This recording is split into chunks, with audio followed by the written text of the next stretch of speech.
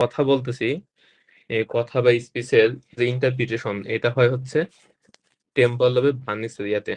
এটা থাকে হচ্ছে সুপিরিয়র টেম্পোরাল লোবে পোস্টেরিয়র পার্টে। আর এটা সাপ্লাই দেয় হচ্ছে inferior branch of middle cerebral artery. তাহলে ভার্নিস এরিয়াতে যদি লেশন হয় তাহলে পেশেন্টের কম্প্রিহেনশন লস হয়, স্পিচ ডিকোড করতে পারে না। মানে আমি যে কথা বলতেছি কারো যদি ভার্নিস এরিয়াতে লেশন থাকে সে আমার কথাগুলো বুঝতে পারবে না। আর এই ভার্নিস এরিয়ার সাথে ব্রোকাস মোটর কানেকশন থাকে হচ্ছে আর্কুয়েট ফেসিকুলাস দ্বারা। তাহলে যখন ভার্নিস এরিয়া ড্যামেজ হয় তখন আর্কুয়েট ফেসিকুলাসটাও ড্যামেজ হয়। আর্কুয়েট ফেসিকুলাসের কাজ হচ্ছে রিপিটেশন করা। আমি যে কথা বলতেছি এই কথাগুলো সে যে ডিকোড করবে, করার পরে যে আউটপুটটা দিবে, এই আউটপুট দেয়া আর এই ডিকোডিং করা এই দুইটার মাঝে কানেকশন হচ্ছে আর্কুয়েট ফেসিকুলাস দেওয়া হয়, যেটা থাকে প্যারাইটাল লোবে। তাহলে ভার্নিসের যখন লেশন হবে তখন পেশেন্ট ডিকোড করতে পারবে না, অন্য কথাগুলো বুঝতে পারবে না, তার কম্প্রিহেনশনটা লস হবে। আর একটা হচ্ছে এই রিপিটেশন করার পাওয়ারটা তো লস হবে। তাহলে inferior branch of middle cerebral artery যদি অক্লুশন হয় বা স্ট্রোক হয়, সেক্ষেত্রে পেশেন্টের লেশনটা হবে টেম্পোরাল লোবে পোস্টিরিয়র সুপিরিয়র পার্টে, ড্যামেজ হবে ভার্নিস এরিয়া, এবং এই অ্যাফাসিয়াটিকে আমরা বলা হয় রিসেপটিভ অ্যাফাসিয়া। ঠিক আছে, তাহলে আমরা আজকের ক্লাসে যাই। Which one of the following is the most likely diagnosis? A 32-year-old woman presents with a 3-month history of tiredness, shortness of breath, and skin rash. She admits to passing dark urine but denies any other urinary symptoms. There is no previous medical history of note other than a 6-month course of oral anticoagulant for spontaneous deep vein thrombosis. On examination, she has a petechial rash around her ankles and some bruises on her forearms. The full blood count demonstrates low hemoglobin, low WBC count, and low platelet. Mean cell volume 105 femtoliter. Reticulocytes 4%. Deep stick analysis of the urine was positive for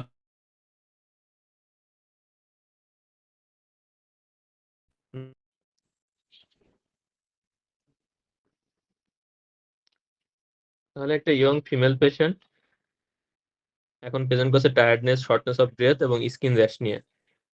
তার একটা ডিভিটি history আছে। ইনভেস্টিগেশনে রয়েছে pancytopenia, তারপরে MCV হচ্ছে 105 femtolitre, reticulocyte count বেশি। Dip stick test হচ্ছে positive for blood. Dip stick test positive, but ইউরিনে কোনো আরবিসি নাই। তাহলে ডায়াগনোসিস কি? অপশন আছে acute myeloid leukaemia, aplastic anaemia, megaloblastic anaemia, paroxysmal nocturnal haemoglobinuria, আর একটা হচ্ছে সিস্টেমিক লুপাস এরিথ্রোমেটাস। ডায়াগনোসিস কি হবে এখানে?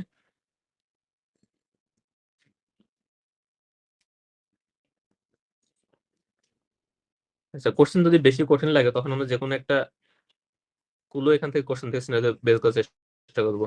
তাহলে এখানে একটা আছে প্যানসাইটোপেনিয়া। তাহলে এখানে অপশন যেগুলো আছে সবকটা প্যানসাইটোপেনিয়া করতে পারে। একটা আছে ডিভিটি। তাহলে এর মধ্যে ডিভিটি কোনটা করতে পারে? এরপর আছে রেটিকুলোসাইট কাউন্ট বেশি, তার মানে পেশেন্টের হিমোলাইসিস হইতেছে বা হিমোরেজ হইতেছে।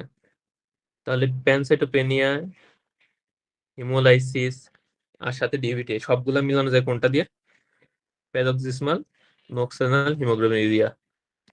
আমি যদি ইন শর্ট বলি তাহলে পিএনএইচ এর ক্ষেত্রে দুইটা ক্লু মনে রাখতে হবে। একটা হচ্ছে ডিভিটি বা যে কোনো ভেনাস থ্রম্বোসিস, এটা হতে পারে ডিপ ভেনাস থ্রম্বোসিস, হতে পারে হেপাটিক ভেনাস থ্রম্বোসিস, হতে পারে পালমোনারি এম্বোলিজম। তাহলে কোন একটা venous thrombosis plus haemolytic anaemia, haemolytic anaemia, অথবা ভেনাস থ্রম্বোসিস প্লাস প্যানসাইটোপেনিয়া। তাহলে এই দুটো হচ্ছে পিএনএইচ এর জন্য ক্লাসিক্যাল সিনারিও। আর এর সাথে কি থাকতে পারে? কম্বিনেশন হিসেবে ডার্ক ইউরিন থাকতে পারে। ডার্ক ইউ দিয়ে। তাহলে আমরা নেফ্রোলজি পড়ার সময় পড়ছিলাম ডার্ক ইউ দিয়ে মেইনলি 3টা কজ পড়ছিলাম আমরা। একটা হচ্ছে হেমাচুরিয়া, একটা হচ্ছে হিমোগ্লোবিন ইউরিয়া,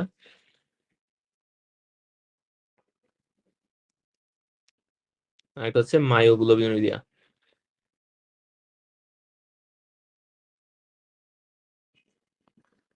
তার মধ্যে হেমাচুরিয়া আমাদের পরীক্ষায় মিললে আসে গ্লোমেরুলার ফ্যাটিস সিনারিও দিয়ে, হিমোগ্লোবিন ইউরিয়া সিনারিও আসে ইউজুয়ালি হিমোলাইটিক অ্যানিমিয়া দিয়ে, আর মায়োগ্লোবিন ইউরিয়া এটা আসে ইউজুয়ালি কম্পার্টমেন্ট সিনড্রোম, এই ধরনের সিনারি আসতে পারে। তাহলে এই পেশেন্টটা আমরা যদি সিনারিও অ্যানালাইসিস করি, তাহলে পেশেন্টের টায়ার্ডনেস, শর্টনেস অফ ব্রেথ এটা হইতেছে কেন? ডিউ টু অ্যানিমিয়ার কারণে, লো হিমোগ্লোবিন। স্কিন র্যাশ ডেভেলপ করছে ডিউ টু থ্রোম্বোসাইটোপেনিয়ার কারণে। পেশেন্টের ডার্ক ইউরিন এটা হইতেছে কেন? কারণ পেশেন্টের ইন্ট্রাভাস্কুলার হিমোলাইসিস হচ্ছে। এরপর স্পন্টানিয়াস ডিভিটি, এটা পিএনএইচ এর ফিচার। এরপরে এমসিভিটা বেশি কেন? Due to haemolysis. তাহলে এমসিভি বেশি, আমরা অনেকগুলো কজ করছিলাম এর আগে। একটা হইতে পারে মেগালোব্লাস্টিক অ্যানিমিয়া, একটা হইতে পারে ইনকেস ব্লাড সেল ভলিউম, এটার মধ্যে ছিল dyslipidaemia, liver disease, pregnancy, hypothyroidism. আর একটা ছিল হচ্ছে যদি রেটিকুলোসাইটোসিস হয়, তাহলে রেটিকুলোসাইট গুলো যেহেতু সাইজ বড়, সো কোনো পেশেন্ট যদি রেটিকুলোসাইট কাউন্ট বেড়ে যায় সেক্ষেত্রে এমসিভিটা বেশি দেখাবে। আর পেশেন্টের deep stick analysis positive for blood ছিল ডিউ টু হিমোগ্লোবিন ইউরিয়া, কিন্তু যেহেতু এখানে হেমাচুরিয়া নাই, সো মাইক্রোস্কোপি করে কোনো আরবিসি পাওয়া যায় নাই। তাহলে এই ধরনের সিনারিও যদি থাকে যে ডিপ স্টিক টেস্ট করে ব্লাড পজিটিভ পাওয়া গেছে কিন্তু কোনো আরবিসি নাই, তাহলে আমরা বলছিলাম আমাদের ডিফারেন্সিয়াল হবে দুইটা, একটা হচ্ছে হিমোগ্লোবিন ইউরিয়া, আর একটা হচ্ছে মায়োগ্লোবিন ইউরিয়া। মায়োগ্লোবিন ইউরিয়া, তাহলে এটা ডায়াগনোসিস হচ্ছে প্যারাক্সিসমাল নোক্সানাল হিমোগ্লোবিন ইউরিয়া। এক্ষেত্রে আমাদের কনফার্মেটরি ইনভেস্টিগেশন কি হবে? কনফার্মেটরি টেস্ট, তারপর ট্রিটমেন্ট অফ চয়েস, আর একটা হচ্ছে ট্রিটমেন্টের ফলে কমপ্লিকেশনস কি হতে পারে। তাহলে পিএনএসি ক্ষেত্রে আমাদের ডায়াগনস্টিক টেস্ট বা ইনভেস্টিগেশন অফ চয়েস কি হবে?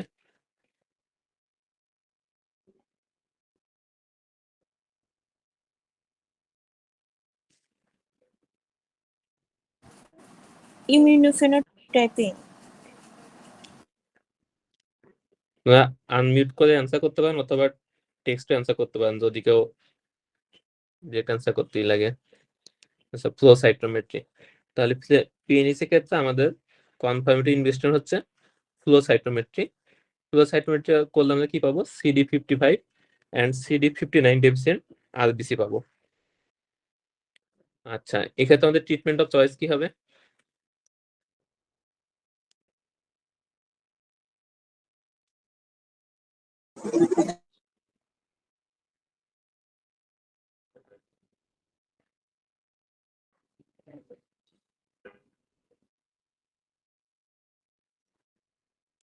পিএনএসি ক্ষেত্রে ট্রিটমেন্ট অফ চয়েস কি?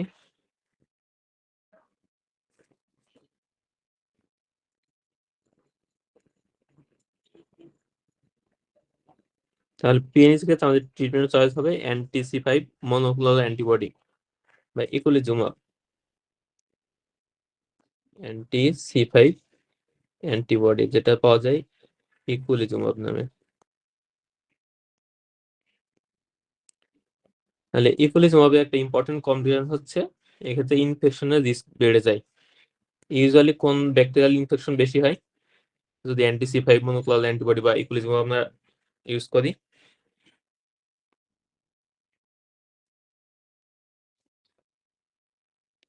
নেজেরিয়া। নেজেরিয়া গনোরিয়া নাকি মেনিনজাইটিস?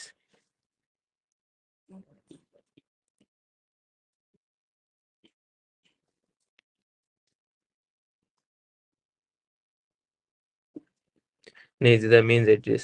তাহলে আপনারা যদি অ্যান্সার করেন তাহলে কিন্তু আপনাদের জন্য প্র্যাকটিস হবে ভালো। না শুধু শুনলে এগুলো মনে থাকে না। তাহলে পিএনএস এ কি সিনারিও আসতে পারে? ফার্স্ট হচ্ছে ডায়াগনোসিস জানতে চাওয়া হইতে পারে। নেক্সট হচ্ছে ইনভেস্টিগেশন অফ চয়েস, তাহলে ফ্লো সাইটোমেট্রি। ইনভেস্টিগেশন করলে আমরা কি পাবো? CD55 and CD59 deficient cell পাবো। ট্রিটমেন্ট অফ চয়েস হচ্ছে অ্যান্টি-C5 মনোক্লোনাল অ্যান্টিবডি বা ইকুলিজুমাব।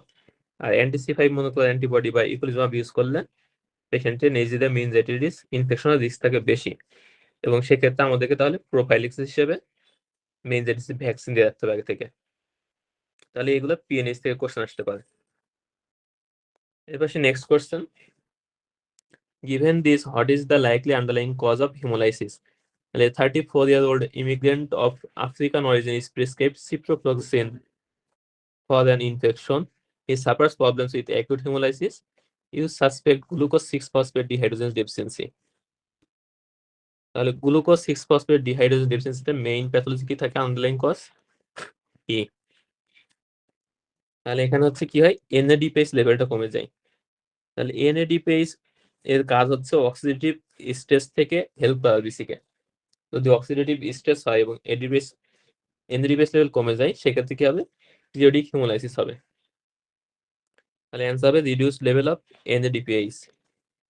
আর এখানে ইম্পর্টেন্ট হচ্ছে কোন কোন ড্রাগ গ্লুকোজ 6-ফসফেট ডিহাইড্রোজেনেজ ডেফিসিয়েন্সি ক্ষেত্রে হিমোলাইসিস বাড়াইতে পারে। তাহলে একটা অ্যান্টিবায়োটিক পেলাম আমরা হচ্ছে সিপ্রোফ্লক্সাসিন। আর দুইটা অ্যান্টিবায়োটিক আছে ইম্পর্টেন্ট। কি কি অ্যান্টিবায়োটিক আছে আর? যেগুলো 6-ফসফেট ডিহাইড্রোজেনেজ ডেফিসিয়েন্সি থাকলে হিমোলাইসিস করতে পারে।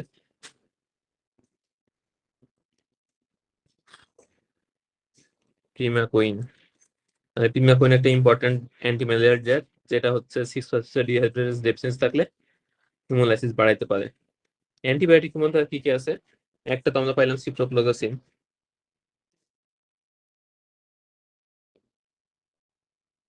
মানে sulphonamide, another নাইট্রোফ্রন্টাইন,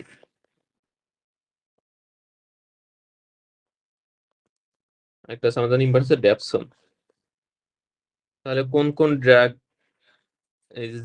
glucose 6-ফসফেট dehydrogenase deficiency থাকলে হিমোলাইসিস করে, এগুলো আমাদের জন্য ইম্পর্টেন্ট।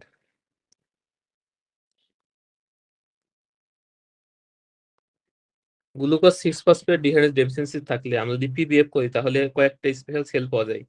কি কি পাওয়া যায়? পিবিএফ এ ফাইন্ডিংস কি পাবো আমরা? একটা তো হচ্ছে হিমোলাইসিসের ফিচার পাবো, এর বাদে গ্লুকোজ 6-ফসফেট ডিহাইড্রোজেনেজ ডেফিসিয়েন্সি কি কি পাওয়া যায়? একটা হচ্ছে বাইট সেল, একটা হচ্ছে হেন্স বডি, আর একটা। তাহলে গ্লুকোজ 6-ফসফেট ডিহাইড্রোজেনেজ ডেফিসিয়েন্সি পেশেন্টের ক্ষেত্রে আমরা যদি পিবিএফ করি, রাইট, তাহলে বাইট সেল পাবো, ব্লিস্টার সেল পাবো, আর একটা হেন্স বডি পাবো।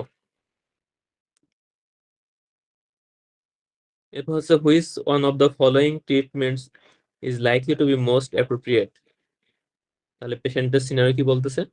33-year-old woman presented with weakness in her left arm and severe headache. She has been unwell with diarrhea and nausea over the past few days, covered with fever.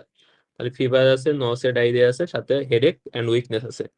You understand she visited a play farm with her 3-year-old child a few days earlier. She is 20 weeks pregnant with her second child. On examination, she is pyrexia, BP বেশি. She has vasculitic type rash on the skin and 4/5 power weakness on her left arm. তাহলে পেশেন্টের হেমিপ্যারালিসিস আছে, fever আছে, pregnant patient, এর সাথে nausea, vomiting, diarrhoea আছে, headache আছে। ইনভেস্টের মধ্যে পেশেন্ট হচ্ছে অ্যানিমিক, লিউকোসাইটোসিস আছে, থ্রোম্বোসাইটোপেনিয়া আছে, আর ক্রিয়েটিনটা বেশি আছে।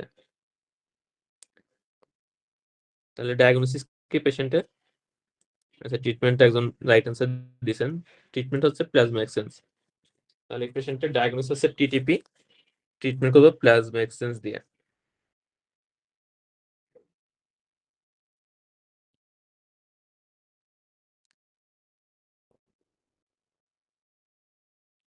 ট্রিটমেন্ট দেওয়া আছে। আচ্ছা, পেশেন্টের পিবিএফ করলে আমরা কি পাবো? পিবিএফ এ একটা সেল পাওয়া যায়, নাম কি এটা? সিস্টোসাইট। তাহলে পিবিএফ এর পেশেন্টে যদি আমরা পিবিএফ করি, টিটিপি পেশেন্টে যদি আমরা পিবিএফ করি তাহলে সেক্ষেত্রে ফ্র্যাগমেন্টেড আরবিসি পাবো, যেটা একটা নাম হচ্ছে সিস্টোসাইট।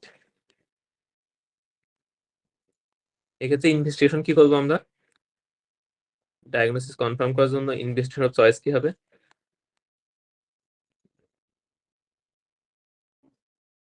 অ্যাডাম টিএস 30 লেভেল দেখা। তাহলে অ্যাডাম টিএস টি 13 লেভেল, এটা যদি লেস দেন 10% হয় তাহলে this is diagnosis of TTP.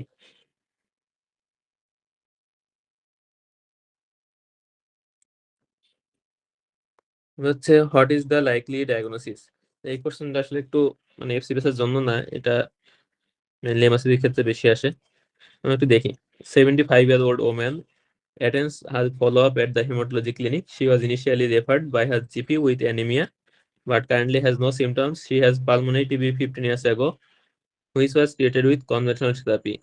The patient has a long history of alcohol dependence, but has not drank for 8 years. Her family has tried to get her moved out of the old family house due to its poor state of repair and has not been renovated for at least 30 years. Patient has anemia, MCV normal, RDDW 23%, bilirubin 49, accumulation of iron around the nuclei, developing erythrocytes. আর এটা হচ্ছে সিডোব্লাস্টের description দিছে। তাহলে এই কোশ্চেনটা দেওয়ার উদ্দেশ্য হচ্ছে একটা, সেটা হচ্ছে এমআরসিপি কোশ্চেন প্যাটার্ন বোঝা।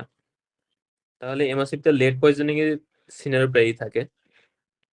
লেড পয়জনিং পেশেন্টের অ্যানিমিয়া থাকতে পারে, অ্যাবডোমিনাল পেইন থাকতে পারে, অ্যাবডোমিনাল পেইন।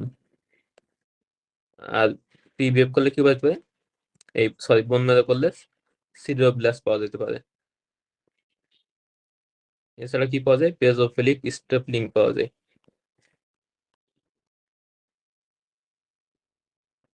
তাহলে এই ক্ষেত্রে টিপিক্যাল সিনারিও থাকে যেটা, সেটা হচ্ছে ওল্ড ফ্যামিলি হাউস বা লেড পাইপ ওয়াটার দিয়ে পানি খাইতেছে, তারপর হচ্ছে হাউসে পুরো কন্ডিশন। তাহলে এই ধরনের যদি কিছু ক্লু দেওয়া থাকে তাহলে সেগুলো ইউজুয়ালি লেড পয়জনিং সিনারিও থাকে, অথবা একটা হতে পারে কার্বন মনোক্সাইড পয়জনিং সিনারিও। তাহলে মেইনলি হচ্ছে এই সিনারিওটা ক্লু বোঝার জন্য এই কোশ্চেনটা দেওয়া। তাহলে কিছু কিছু কোশ্চেনের টিপিক্যাল কিছু সিনারিও থাকে, এই সিনারিও গুলো একটু মনে রাখতে হবে। তাহলে এমএসসিবি পরীক্ষা যদি কোনো কোশ্চেন দেখেন এরকম যে ওল্ড হাউস অনেকদিন ধরে রিনোভেশন হয় নাই বা রিপেয়ার হয় নাই, অথবা পেশেন্ট হচ্ছে যে আগে ওল্ড পাইপের যে পানি সাপ্লাই আছে সেই পানি খাইতেছে, তাহলে এই ধরনের কন্ডিশনের ক্ষেত্রে লেড পয়জনিংটা মাথায় রাখতে হবে। এবার হচ্ছে ডায়াগনোসিস জানতে চাইছে। 74-year-old man presents to the hematology department with 3-month history of lethargy. 1 month prior to referral, the patient had been treated by his general practitioner for an acute attack of gout. Examination shows gross splenomegaly. তাহলে old age একটা patient lethargy নিয়ে present করছে, গাউটের history আছে, gross splenomegaly আছে findings. Examination করে patient হচ্ছে anaemic, WBC count very high. Differential কাউন্টের মধ্যে নিউট্রোফিল আছে 40%, মেটামাইলোসাইট 12%, মাইলোসাইট 22%, ব্লাড সেল হচ্ছে 8%, আর প্লেটলেট কাউন্টও হাই। তাহলে ডায়াগনোসিস কি? CML. সিএমএল। তাহলে পেশেন্টের ভেরি হাই ডাব্লিউবিসি কাউন্ট আছে, প্লেটলেট কাউন্ট অনেক বেশি আছে, সাথে অ্যানিমিয়া আছে, স্প্লেনোমেগালি আছে, gout history. Diagnosis chronic myeloid leukaemia. Chronic myeloid লিউকেমিয়ার ক্ষেত্রে আমাদের ইনভেস্টিগেশন চয়েস কি হবে?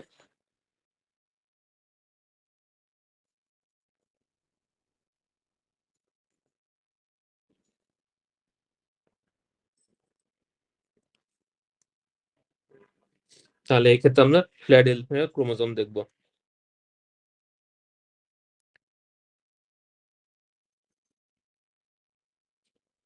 ফ্লো সাইটোমেট্রিটা ইউজুয়ালি আমরা সিএলএল এর ক্ষেত্রে করি।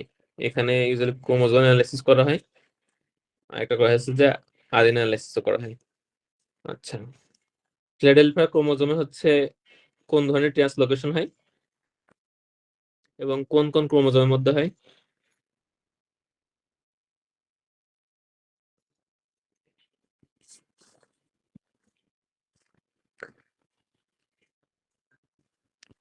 তাহলে সিএমএল এর পেশেন্টের ক্ষেত্রে আমরা যে ফিলাডেলফিয়া ক্রোমোজোম পাই এটা হয় due to reciprocal translocation between 9 and 22। আচ্ছা, তাহলে এটা একটা কোশ্চেন হতে পারে, সিএমএল এর ক্ষেত্রে ট্রিটমেন্ট অফ চয়েস কি হবে বা ফার্স্ট লাইন ট্রিটমেন্ট?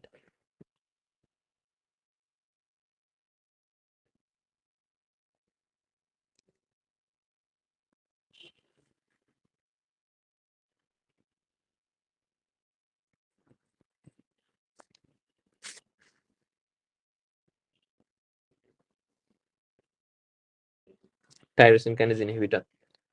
তাহলে ফিলাডেলফিয়া ক্রোমোজোম একটা প্রোটিন তৈরি করে, সেই প্রোটিন যে এনজাইমেটিক অ্যাক্টিভিটি আছে সেই এনজাইমটা হচ্ছে টাইরোসিন কাইনেজ ইনহিবিটর। তাহলে সিএমএল এর ট্রিটমেন্টের জন্য আমরা টাইরোসিন কাইনেজ ইনহিবিটর ইউজ করি। এর মধ্যে অনেকগুলো ড্রাগ আছে, আমাদের ফার্স্ট লাইন হিসেবে ইউজ করি ইমাটিনিব। তাহলে টাইরোসিন কাইনেজ ইনহিবিটর বা ইমাটিনিব দুইটাই হচ্ছে কারেক্ট অ্যান্সার। তাহলে সিএমএল থেকে কোশ্চেন আসতে পারে ডায়াগনোসিস, তারপর হচ্ছে কি পাওয়া যায় ক্রোমোজোম, কোথায় কোথায় ট্রান্সলোকেশন হয়, কি ধরনের ট্রান্সলোকেশন হয়, ফার্স্ট লাইন ট্রিটমেন্ট কি। আচ্ছা, তাহলে এখান থেকে আমরা একটা পাইলাম গ্রস স্প্লেনোমেগালি কজ কি। তাহলে সিএমএল হচ্ছে গ্রস স্প্লেনোমেগালি একটা কজ, তারপর গাউট বা হাইপারইউরেসিমিয়ার একটা কজ পাইলাম সিএমএল।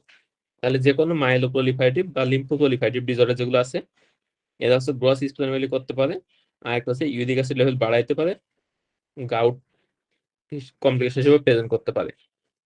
তাহলে হাইপারইউরেসিমিয়া কজ এমসিকিউ হিসেবে অনেক সময় আসে, মাইলোপ্রলিফারেটিভ লিম্ফোপ্রলিফারেটিভ ডিসঅর্ডার গুলো হাইপারইউরেসিমিয়া কজ হিসেবে অ্যান্সার করতে হবে। এর পাশে নেক্সট কোশ্চেন, এটা তো চান্স হয়েছে most useful next investigation. 21-year-old woman comes to the hematology clinic for review. She describes tiredness and lethargy that have increased over the past few months, and she is worried that something serious may be wrong. There is no past medical history of note, although her brother has glucose 6-phosphate dehydrogenase deficiency. She looks pale, her blood pressure 110/70 milligram mercury with no postural drop. She is thin with a BMI of 19. No significant other abnormalities. Hemoglobin 9.1 gram per deciliter with low MCV. Blood film shows Howell jolly bodies. Other simulation normal except ferritin which is very low. তাহলে একটা young female patient আসছে tiredness লিথার্জি নিয়ে, তার ভাইয়ের হচ্ছে glucose 6-ফসফেট dehydrogenase deficiency আছে। পেশেন্টের এক্সামিনেশনে কি পাওয়া গেছে, একটা হচ্ছে পেশেন্টের পেইন আর একটা হচ্ছে লো বিএমআই মানে ওয়েট লস আছে। আর ইনভেস্টিগেশন করে পাওয়া গেছে microcytic hypokalaemic anaemia, iron deficiency আছে আর ব্লাড ফিল্ম আছে হাইজলি বডি। তাহলে পেশেন্টের ডায়াগনোসিস কি হবে?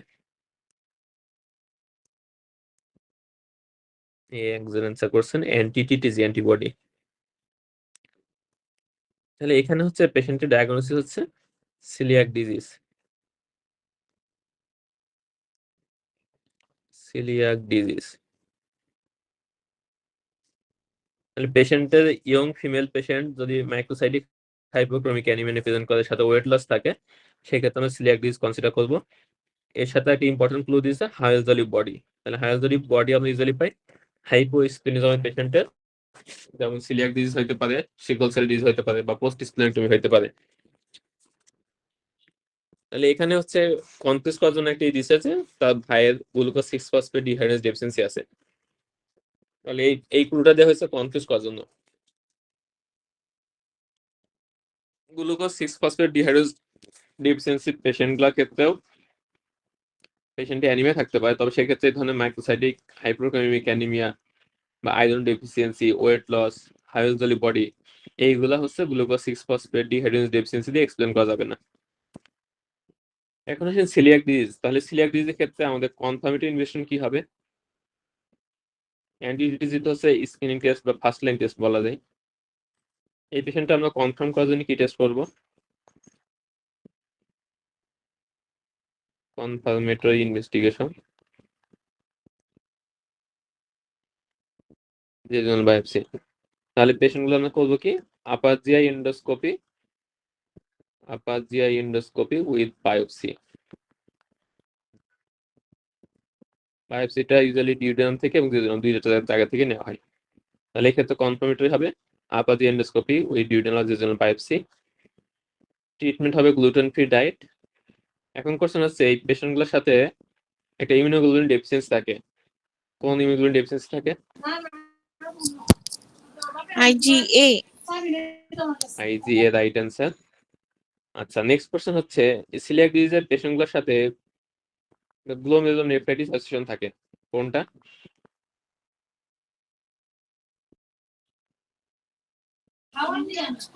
IgA nephropathy. IgA nephropathy. তাহলে সিলিয়াক ডিজিজ পেশেন্টগুলো যদি হেমাচুরিয়ানে প্রেজেন্ট করে, প্রোটিনে প্রেজেন্ট করে, তাহলে সেক্ষেত্রে ডায়াগনোস হবে IgA নেফ্রোপ্যাথি। তাহলে এরকম একটা পেশেন্ট IgA নেফ্রোপ্যাথি নিয়ে প্রেজেন্ট করলো, এই পেশেন্টে যদি আমরা রেনাল বায়োপসি করি তাহলে কি পাবো?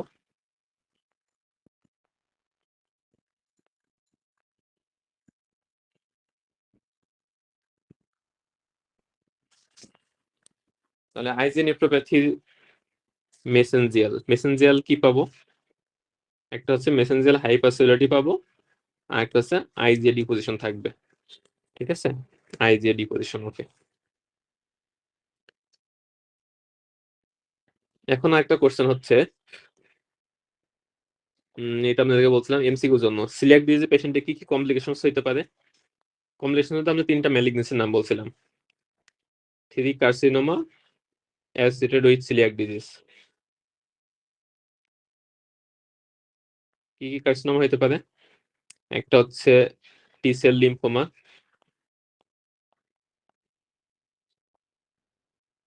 তারপরে একটা হচ্ছে স্মল বাওয়েল কার্সিনোমা, অস্টিওপোরোসিসও কমপ্লিকেশন হতে পারে, তারপর হতে পারে জেজুনোআইলাইটিস। ক্যান্সারের মধ্যে একটা কি ক্যান্সার হতে পারে? একটা বললাম টি সেল লিম্ফোমা, একটা বললাম স্মল বাওয়েল কার্সিনোমা, আরেকটা কি ক্যান্সার হয়? তাহলে আরেকটা হবে হচ্ছে ইসোফেজিয়াল কার্সিনোমা। ইসোফেজিয়াল কার্সিনোমার মধ্যে কিছু টিপিক্যাল রিস্ক ফ্যাক্টর আছে যেগুলো দেখে বোঝা যায়। অ্যাটিপিক্যালের মধ্যে একটা আছে সিলিয়াক ডিজিজ, আর একটা আছে টাইলোসিস। তাহলে এই দুটোই ইসোফেজিয়াল কার্সিনোমার রিস্ক ফ্যাক্টর, যেটা পরীক্ষায় হঠাৎ করে দেখলে মিলানো একটু কষ্ট দেয়। তাহলে সিলিয়াক ডিজিজ পেশেন্ট গুলোর ক্ষেত্রে ইসোফেজিয়াল কার্সিনোমা হওয়ার রিস্ক থাকে বেশি। তাহলে তিনটা কার্সিনোমা, একটা হচ্ছে এন্ডোপ্যাথিয়াস টি সেল লিম্ফোমা, একটা হচ্ছে স্মল বাওয়েল কার্সিনোমা, আর একটা হচ্ছে ইসোফেজিয়াল কার্সিনোমা, আর এর সাথে অস্টিওপোরোসিস আর জেজুনাইলাইটিস। তাহলে এগুলো হচ্ছে সিলিয়াক ডিজিজের কমপ্লিকেশনস, পরীক্ষা অনুসারে এমসিকিউ আসতে পারে। In working up a diagnosis for this patient, what is the next most appropriate test to order with respect to differentiating the cause of his elevated hematocrit? A 60-year-old white man comes to see you because he was told that he had a high blood count. Physical examination is normal except for ruddy complexion, which he says he has most of his adult life. He has smoked 2 packets of cigarettes per day since he was 16 years old. A blood skin shows normal WBC count and differential normal platelet count, hemoglobin 184 gram per liter and hematocrit 57%. তাহলে এক্ষেত্রে ইনভেস্টন of choice হবে হচ্ছে জ্যাক2 mutation analysis. তাহলে এই পেশেন্টের ক্ষেত্রে diagnosis কি হবে? মোস্ট লাইকলি কি মনে হয় ডায়াগনোস কি হতে পারে?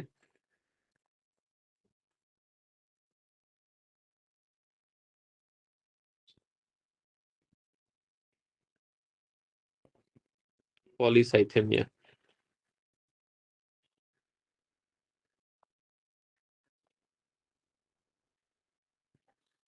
এই ক্ষেত্রে পলিসাইথেমিয়া যেটা, এটা কি অ্যাবসলিউট নাকি রিলেটিভ? সিনারি দেখে কি মনে হইতেছে?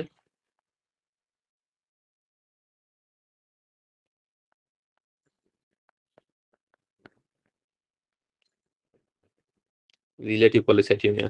তাহলে এক্সেলেন্ট, ভালো পারফরমেন্স সবার। তাহলে এই পেশেন্টের যদি আমরা একটু খেয়াল করি, দেখেন পেশেন্টের ডাব্লিউসি কাউন্ট নর্মাল, প্লেটলেট কাউন্টও নর্মাল।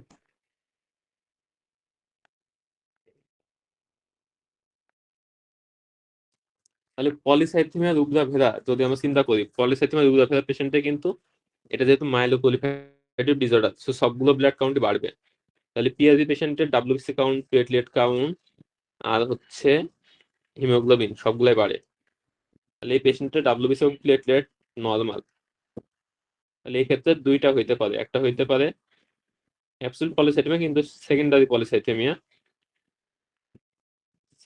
পলিসাইথেমিয়া অথবা রিলেটিভ পলিসাইথেমিয়া। তাহলে যেসব পেশেন্ট স্মোকার, তাহলে স্মোকারের পেশেন্টের ক্ষেত্রে রিলেটিভ পলিসাইথেমিয়া থাকতে পারে। আবার একটা হইতে পারে কি, পেশেন্ট যেহেতু লম্বা সময় ধরে স্মোকিং করছে, সো সেখান থেকে সিওপিডি ডেভেলপ করতে পারে। সেখান থেকে ক্রনিক হাইপোক্সিয়া হয়ে সেকেন্ডারি পলিসাইথেমিয়া ডেভেলপ করতে পারে। তাহলে সেকেন্ডারি পলিসাইথেমিয়ার ক্ষেত্রেও ডাব্লিউবিসি প্লেটলেট কাউন্ট কিন্তু বাড়বে না। তাহলে এটা অবশ্যই একটু বেশি পেঁচানো হয়ে যায়। মোস্ট লাইকলি এটা হচ্ছে গেজবার্গ সিনড্রোম, এবং এখানে রিলেটিভ পলিসাইথেমিয়া হচ্ছে ডিউ টু স্মোকিং। এটাই মোস্ট লাইকলি হইতে পারে। পলিসাইথেমিয়া হইতে পারবে না তা না, তবে সিনারিও দেখে ওরকম মনে হইতেছে না। আমরা যদি জ্যাক2 মিউটেশন অ্যানালাইসিস করি তাহলে সেক্ষেত্রে আমরা ডায়াগনোস করতে পারবো। তাহলে পলিসাইথেমিয়ার ক্ষেত্রে ইনভেস্টিগেশন অফ চয়েস হচ্ছে জ্যাক2 অ্যানালাইসিস। এবার আসি, what is the most likely diagnosis. তাহলে previously fit and well 24-year-old presents to the emergency department with a swollen and painful left calf. There is no past medical history. On examination, she has motor looking legs bilaterally and a swollen left calf. ইনভেস্টিগেশনের মধ্যে WBC count normal, lymphocyte normal, neutrophil normal, পেশেন্টের thrombocytopenia আছে, partial thromboplastin টাইমটা বেশি, ESR and CRP normal. তাহলে একটা young patient, তার swollen and left painful left calf আছে, সাথে একটা স্কিন র্যাশ আছে, বাইলেটারাল লেগে, মোটর লুকিং, আর এর সাথে আছে থ্রোম্বোসাইটোপেনিয়া আছে, পার্শিয়াল থ্রোম্বোপ্লাস্টিন টাইম বেশি। তাহলে পেশেন্টের ডায়াগনোসিস কি? অপশন আছে factor 5 Leiden deficiency, homocystinuria, primary antiphospholipid syndrome, secondary antiphospholipid syndrome, আর একটা হচ্ছে এসএলই।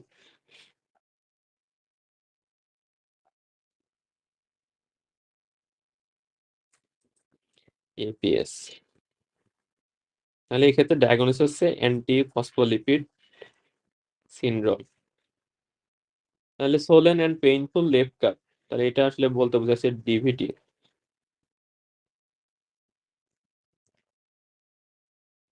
আর মোটর লুকিং র্যাশ, এটা হচ্ছে লিভিডো লেটিকুলারিস।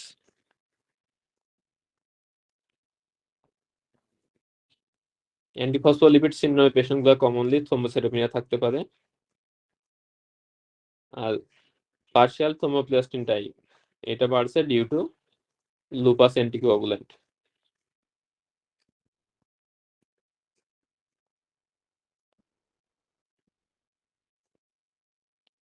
তাহলে এক্ষেত্রে ডায়াগনোসিস অ্যান্টিফসফোলিপিড সিনড্রোম। এখন প্রাইমারি নাকি সেকেন্ডারি? তাহলে সেকেন্ডারি অ্যান্টিফসফোলিপিডের অন্য কোনো হিস্ট্রি নাই। সেকেন্ডারি অ্যান্টিফসফোলিপিড হতে পারে এসএলই, শোগরেন সিনড্রোম বা সিস্টেমিক স্ক্লেরোসিস, এই ধরনের যদি আন্ডারলাইন কোনো কন্ডিশন থাকে। এখানে পেশেন্টের জয়েন্ট পেইন বা অন্য কোনো স্কিন র্যাশ, ওরাল আলসারেশন, এই ধরনের কোনো হিস্ট্রি নেই।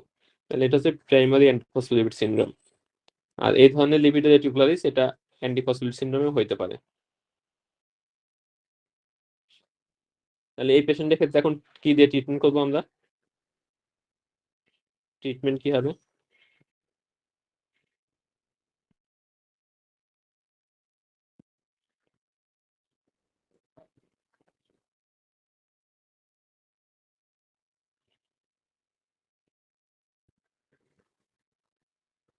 ওয়ারফেরিন। তাহলে অ্যান্টিফসফোলিপিড সিনড্রোমের ক্ষেত্রে ট্রিটমেন্ট অফ চয়েস হচ্ছে ওয়ারফেরিন।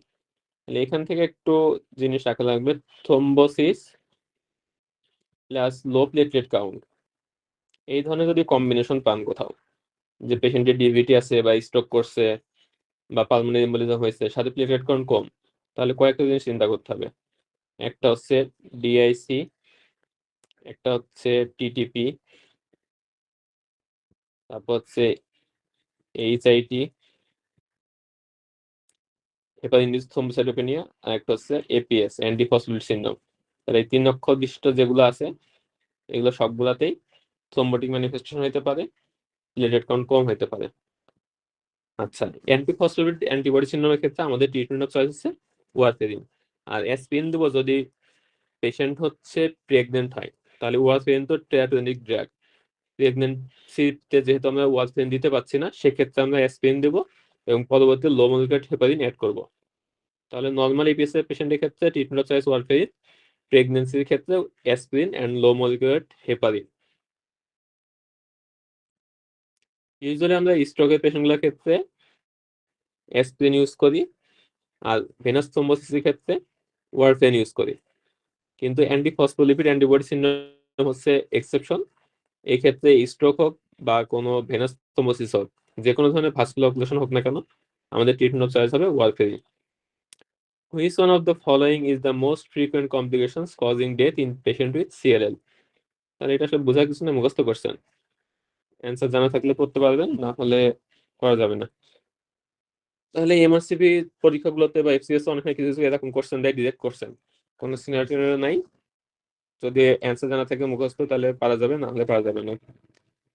তাহলে সিএল এর ক্ষেত্রে মোস্ট কমন কমপ্লিকেশনস কি হয়? ইনফেকশনস।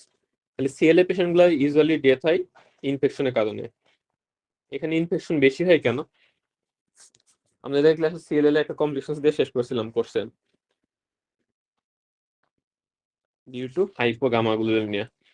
তাহলে সিএল একটা ইম্পর্টেন্ট কমপ্লিকেশনস হচ্ছে হাইপোগামাগ্লোবিউলিনিয়া, যে কারণে পেশেন্টের ফ্রিকোয়েন্ট ইনফেকশন হয় এবং ইনফেকশনের কারণে ইউজুয়ালি পেশেন্টগুলো মারা যায়। What other intervention is appropriate in this situation? A 71-year-old man is taking long-term warfarin therapy for a mechanical aortic valve. His dose is usually stable, but he has acutely within short age and 36 coupled and wishing. His 90 by 50 milliliter mercury and pulse 110 per minute. He passes approximately 300 ml of liquid melanoma mixed with fresh blood soon after you have finished examining him. He is given 3000 unit of prothrombin complex concentrate. তাহলে বয়স্ক একটা রোগী যে warfarin পাচ্ছিল, সে এখন present করছে মেলানোনিয়া extensive বুইশিং নিয়ে। আর patient হচ্ছে হিমোডিনামিক্যালি unstable, patient hypotensive টাইকার্ডিক, পেশেন্টে already প্রথমবিন complex concentrate দেওয়া হয়েছে। আদার কি ইন্টারভেনশন এই পেশেন্টের ক্ষেত্রে অ্যাপ্রোপ্রিয়েট?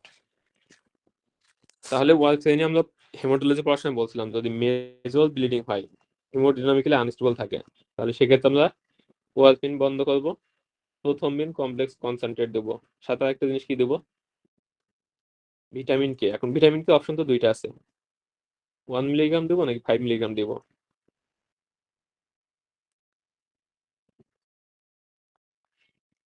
তাহলে এটা কিন্তু আমরা ডিসকাস করছি ওয়ারফেরিন কমপ্লিকেশনস পড়ার সময়।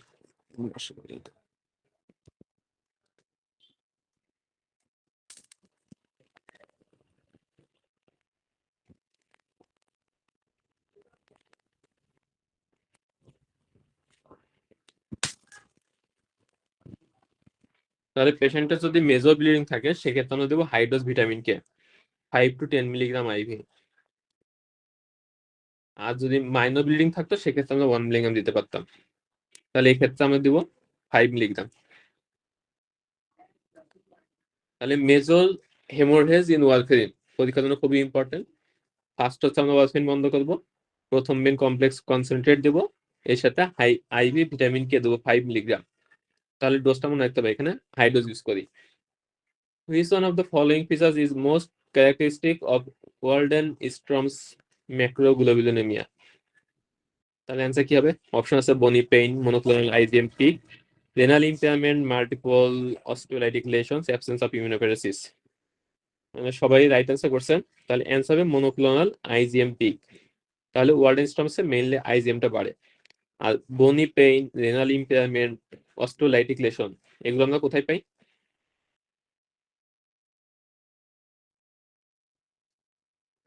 তাহলে এগুলো আমরা পাবো হচ্ছে মাল্টিপল মায়োলোমাতে, এগুলো ওয়ার্ডেনস্ট্রমসে পাওয়া যায় না। আর অ্যাবসেন্স অফ ইমিউনোপ্যারাসিস, এটা রং অ্যান্সার, ওয়ার্ডেনস্ট্রমসে ইমিউনোপ্যারাসিস হবে, যেহেতু এগুলোর ক্ষেত্রে প্যারাপ্রোটিন তৈরি হইতেছে। তাহলে প্যারাপ্রোটিনেমিয়া যে কন্ডিশনগুলো আছে, যে দুইটা আমরা মেইনলি পড়ি, মাল্টিপল মায়োলোমা আর হচ্ছে ওয়ার্ডেনস্ট্রমস, এগুলাতে কিন্তু প্রচুর পরিমাণে ইমিউনোগ্লোবুলিন তৈরি হয়। কিন্তু ইমিউনোগ্লোবুলিন গুলো থাকে হচ্ছে মানে ফাংশনালি ইম্পেয়ার থাকে, যে কারণে পেশেন্টের ইমিউনোপ্যারাসিস হয়। ইমিউনোগ্লোবুলিন বেশি থাকে বাট পেশেন্ট গুলা ইমিউনোডেফিসিয়েন্সি থাকে, ইমিউনোসাপ্রেস থাকে।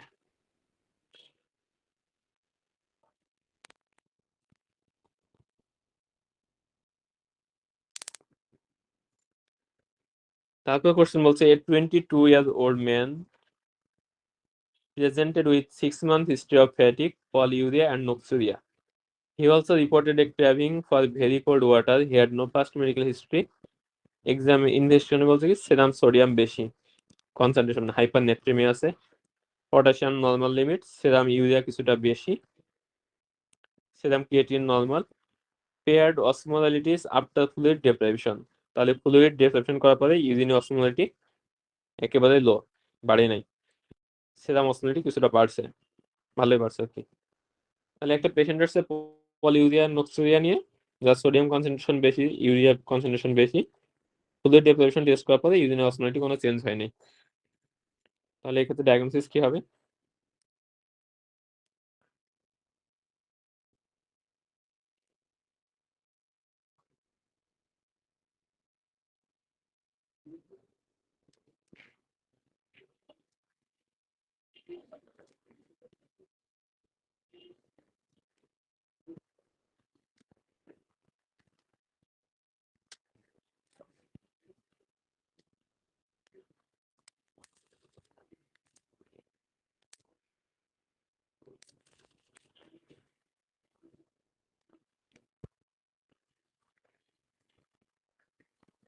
এই কোশ্চেন একটু বেশি কঠিন হয়ে গেছে আসলে।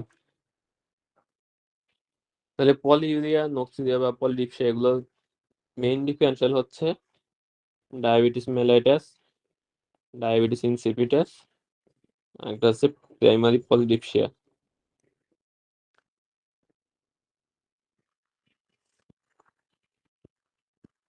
এই পেশেন্টের ক্ষেত্রে কি হয়েছে দেখেন, পেশেন্টের সোডিয়াম কনসেন্ট্রেশন বেশি, ইউরিয়া কনসেন্ট্রেশন বেশি।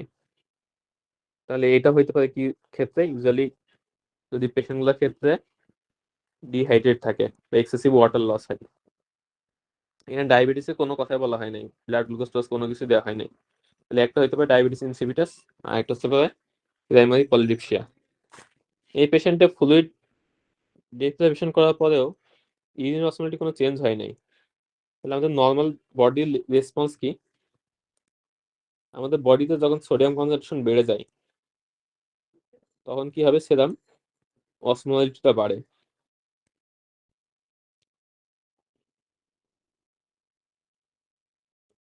এই সেরাম অসমোলারিটিটা কমানোর জন্য বডি কি করে, সেরাম অসমোলারিটি কমাইতে হলে বডিকে ওয়াটার কনসেন্ট্রেশন বাড়াইতে হবে, ওয়াটার বাড়াইতে হবে।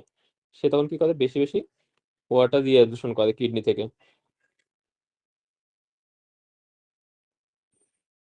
এই ওয়াটার রিঅ্যাবসনটা কার মাধ্যমে করে, কালেক্টিং ডাক্টে শুধু ওয়াটার রিঅ্যাবসন হয়। এটা কোন হরমোনের প্রভাবে হয়? Anti diuretic hormone.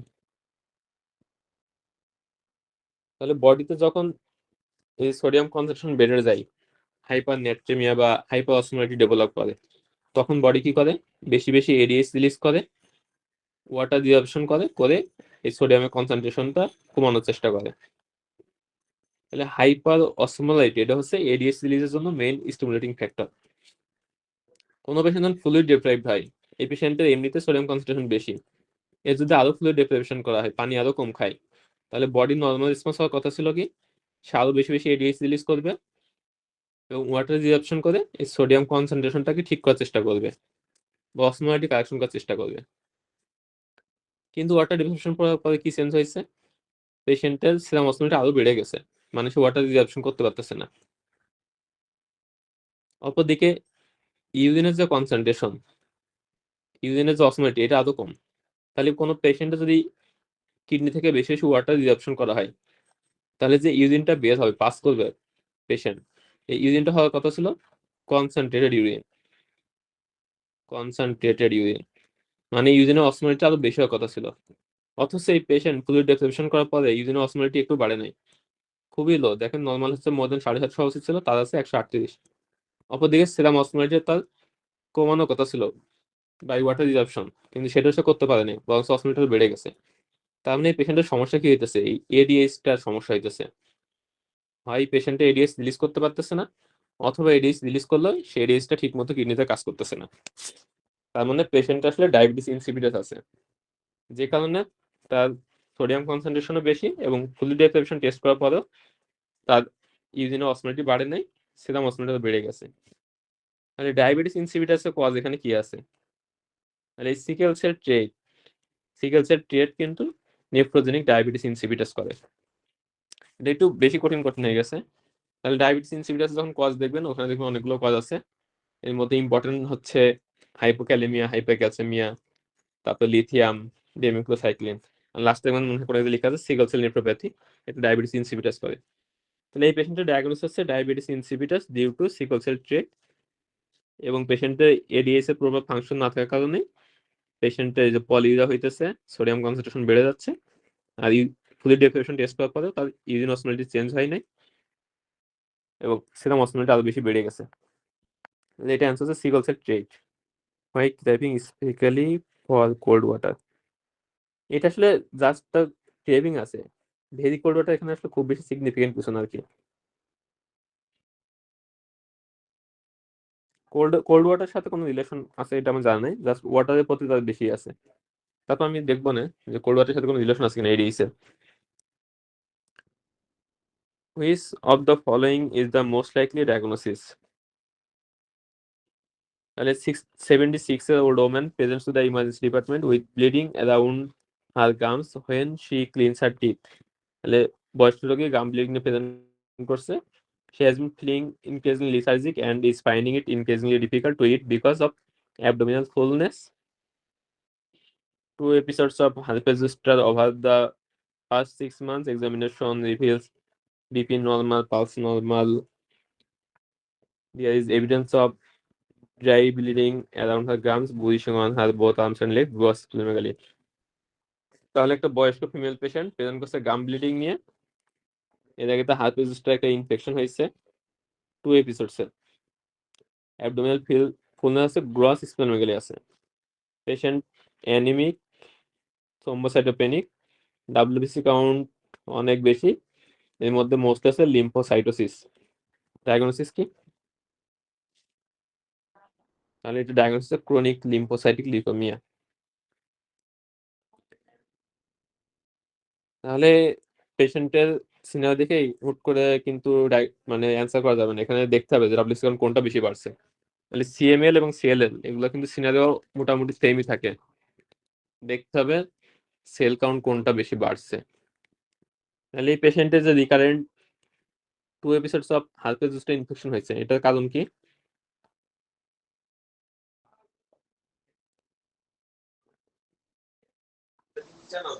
ইমিউনোপ্যাথোসিস। তাহলে Hypogama. সিএলএল এর পেশেন্টের আমরা বলছিলাম হাইপোগামা গ্লোবুলিন থাকে, পেশেন্ট অনেক সময় রিকারেন্ট ইনফেকশনে প্রেজেন্ট করে। এই ক্ষেত্রে আমাদের ইনভেস্টিগেশন অফ চয়েস কি হবে?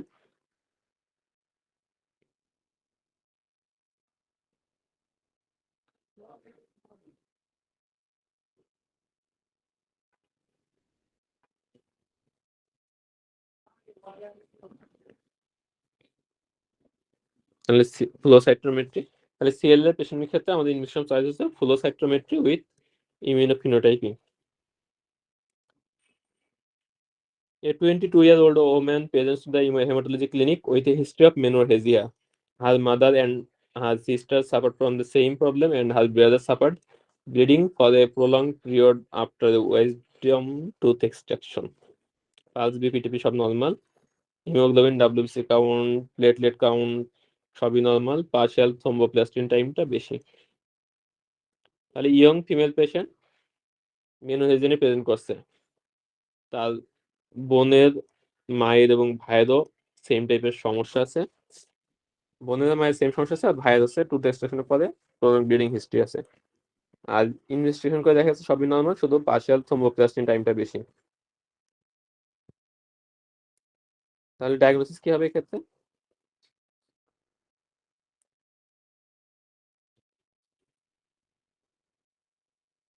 একজন লিখছেন ভন উইলিব্র্যান্ড, একজন লিখছেন আইটিপি।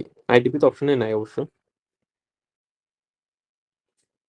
আইটিপি হলে কিন্তু প্লেটলেট কাউন্ট কম থাকবে, এখানে তার প্লেটলেট কাউন্ট নর্মাল আছে, তাহলে আইটিপি এখানে হবে না, আইটিপি এক্সক্লুড হয়ে গেছে। Von Willebrand disease, haemophilia. তাহলে আমরা হেমাটোলজির একদম ফার্স্ট ক্লাস আমরা বলছিলাম, আমাদের ব্লিডিং গুলোকে দুই ভাগে ভাগ করবো আমরা। একটা হচ্ছে সুপারফিশিয়াল ব্লিডিং, যেমন গাম ব্লিডিং, তারপর মেনস্ট্রুয়াল ব্লিডিং, এপিস্ট্যাক্সিস। এগুলো হয় মেইনলি প্লেটলেট ডিসঅর্ডার গুলোর কারণে। একটা হইতে পারে due to platelet count reduction, যেমন আইটিপি টিটিপি এগুলা। একটা হইতে পারে অ্যাবনর্মাল প্লেটলেট ফাংশন, যেমন ভন উইলিব্যান্ড ডিজিজ। একটা হইতে পারে অ্যান্টিপ্লেটেড ডিরাক। তাহলে এগুলাতে হয় হচ্ছে সুপারফিশিয়াল ব্লিডিং। আরেকটা হতে পারে ফাংশনাল প্লেটলেট অ্যাবনর্মালিটি হইতে পারে, যেমন গ্লেজবান থ্রোম্বোস্থেনিয়া। তারপরে এই টাইপ আরো কয়েকটা আছে, যেগুলো বার্নার্ড সোলিয়াস সিন্ড্রোম কি যেন আছে। আর যেগুলো হচ্ছে ক্লটিং ফ্যাক্টর ডেফিসিয়েন্সি থাকে, যেমন হিমোফিলিয়া অথবা অ্যান্টিকোয়াগুলেন্ট ড্রাগ, যেমন হেপারিন, ওয়ারফেরিন। তাহলে এইগুলাতে ব্লিডিং হবে ইউজুয়ালি ডিপ ব্লিডিং। এটা হইতে পারে যেমন জয়েন্ট ব্লিডিং, তারপরে ডিপ মাসেলে ব্লিডিং অথবা ইন্ট্রাক্রেনিয়াল হেমোরেজ। তাহলে সুপারফিশিয়াল ব্লিডিং এবং ডিপ ব্লিডিং দুইটা প্যাটার্ন থাকবে আলাদা। তাহলে এই পেশেন্টটা মেইনলি প্রেজেন্ট করছে মেনোরেজিয়া নিয়ে, এবং তার জয়েন্ট ব্লিডিং বা মাসেল বা ডিপ টিস্যুতে কোনো ব্লিডিং হিস্ট্রি নেই। তাহলে এই ক্ষেত্রে হচ্ছে ডায়াগনোসিস হচ্ছে ভন উইলিব্যান্ড ডিজিজ। ভন উইলিব্যান্ড ডিজিজে কি হয়, ভন উইলিব্যান্ড যে ফ্যাক্টর আছে এটা হচ্ছে প্লেটলেট অ্যাক্টিভিটিতে হেল্প করে। যদি এই ফ্যাক্টরটা ডেফিসিয়েন্সি থাকে, প্লেটলেট প্রপারলি ফাংশন করতে পারে না। এই ক্ষেত্রে প্লেটলেট কাউন্ট ইউজুয়ালি নর্মাল থাকে, কিন্তু ফাংশনাল ইম্পেয়ারমেন্ট হয়, যে কারণে এক্সেসিভ ব্লিডিং হয়। আর পার্শিয়াল থ্রম্বোসিস টাইম বাড়ে কেন, এই যে ভন উইলিব্যান্ড যে ফ্যাক্টর আছে এটা হচ্ছে ফ্যাক্টর 8 কে ক্যারি করে, এবং ফ্যাক্টর 8 এর প্রোটিওলাইসিস বা লাইসিস প্রিভেন্ট করে। যদি ভন উইলিব্যান্ড ফ্যাক্টরের সাথে ফ্যাক্টর 8টা বাইন্ড করে থাকে, সেক্ষেত্রে ফ্যাক্টর 8 এর হাফ লাইফ অনেক বেশি হয়। আর ফ্যাক্টর ভন উইলিব্যান্ড যদি ডেফিসিয়েন্সি থাকে, সেক্ষেত্রে ফ্যাক্টর 8 গুলা মানে খুবই দ্রুত ডিস্ট্রাকশন এবং ফ্যাক্টর 8 ডেফিসিয়েন্সি থাকতে পারে, এবং এই ক্ষেত্রে এপিটিটি বা পিটিটিটি এটা বাড়তে পারে। তাহলে কোনো পেশেন্ট যদি আমাদের সুপারফিশিয়াল ব্লিডিং হইতেছে, সুপারফিশিয়াল ব্লিডিং আর এর সাথে এপিডিটি বেশি আছে, তাহলে সেক্ষেত্রে ডায়াগনোস হবে ভন লিবেন ডিজিজ। তাহলে হিমোফিলিয়ার এগেনস্টে কি আছে এখানে, একটা হচ্ছে পেশেন্টের ব্লিডিং হচ্ছে সুপারফিশিয়াল। 2 নম্বর এগেনস্ট ফ্যাক্টর আছে পেশেন্টটা হচ্ছে ফিমেল পেশেন্ট। তাহলে হিমোফিলিয়াতে হচ্ছে X linked recessive disorder. X linked recessive disorder গুলো ইউজুয়ালি হয় কাদের, মেলদের ক্ষেত্রে। ফিমেলরা থাকে ইউজুয়ালি ক্যারিয়ার। তাহলে এটা হচ্ছে একটা এগেনস্ট ফ্যাক্টর। আরেকটা হচ্ছে ফ্যামিলি হিস্ট্রি। পেশেন্টের ক্ষেত্রে পেশেন্টের মায়ের আছে, বোনের আছে, ভাইয়ের আছে। মানে এই ধরনের প্যাটার্ন থাকে ইউজুয়ালি অটোসোমাল ডিসঅর্ডার গুলাতে। আর হিমোফিলিয়া হচ্ছে X linked recessive disorder. So এইগুলাতে তখন সব ধরনের ফ্যামিলি মেম্বার এফেক্টেড হবে, মেল ফিমেল বোথ। তারপর হচ্ছে মায়েরও আছে, মেয়েরও আছে। তাহলে এটা হচ্ছে এক্স লিঙ্ক রিসেসিভ প্যাটার্নের সাথে যায় না। হিমোফিলিয়া এর এগেইনস্টে বেশ কয়েকটা পয়েন্ট আছে। তাহলে এটা ডায়াগনোসিস হচ্ছে ভন উইলিব্যান্ড ডিজিজ। ভন উইলিব্যান্ড ডিজিজের ক্ষেত্রে প্লেটলেট কাউন্ট ইউজুয়ালি নর্মাল থাকে, তবে একটা টাইপ আছে যেটাতে থ্রোম্বোসাইটোপেনিয়া থাকতে পারে। কোন টাইপটাতে,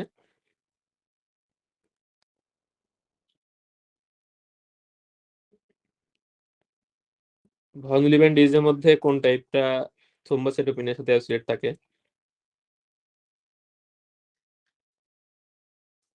How should his coagulation be corrected immediately? 60-year-old is taking warfarin long term for recurrent pulmonary emboli. The patient presents to the emergency department complaining of vomiting large amount of bright red blood. On examination, he is pale, hypotensive with a blood pressure 90/60 mm mercury, INR 9.2. তাহলে একটা patient warfarin খাচ্ছিল, এখন large bleeding নিয়ে আসছে, সাথে হিমোডিনামিক্যালি unstable, INR আছে 9.2। Treatment করবো কি দিয়ে? তাহলে major haemorrhage acid with warfarin, transfusion 20 units cryoprecipitate and IV vitamin K। আর কেউ অন্য কোনো অ্যান্সার? ই তাহলে আমরা কিন্তু একটু আগে বলছিলাম যে ওয়ারফেরিন এবং মেজর হিমোরেজ এক্ষেত্রে আমাদের ট্রিটমেন্ট অফ চয়েস হবে prothrombin complex concentrate plus vitamin K. তাহলে ক্রায়োপ্রিসিপিটেড ফ্রেশ ফ্রোজেন প্লাজমা এগুলো আসলে ওয়ারফেরিনের যে ইফেক্ট এটাকে খুব বেশি রিভার্স করতে পারে না। এক্ষেত্রে ট্রিটমেন্টের চয়েস হবে প্রথম বিন কমপ্লেক্স কনসেন্ট্রেট। এটা কিন্তু ভালো করে মনে রাখা লাগবে, এটা পরীক্ষার জন্য খুবই ইম্পর্টেন্ট। আচ্ছা, ভন লিভেন ডিজিজের ক্ষেত্রে যেটা বললাম, ভন লিভেন ডিজিজের ক্ষেত্রে টাইপ 2B যেটা, সেটার ক্ষেত্রে থ্রোম্বোসাইটোপেনিয়া থাকতে পারে পেশেন্টের। তাহলে থ্রোম্বোসাইটোপেনিয়ার যে বক্স আছে সেখানেও আছে, আবার ভন লিভেন ডিজিজের যে বক্স আছে সেখানেও আছে যে টাইপ 2B তে থ্রোম্বোসাইটোপেনিয়া থাকে। এবার সেই rheumatology, which of the following investigations will confirm the most likely diagnosis. তাহলে 45-year-old woman presents to the rheumatology clinic with a 6-week history of pain in her fingers that is exacerbated by cold. On further questioning, she says that she has difficulty swallowing from having a constant dry mouth despite drinking plenty of water. She complains of a gritty sensation in her eyes. আর তো পড়ার দরকার নেই, diagnosis কি এখানে?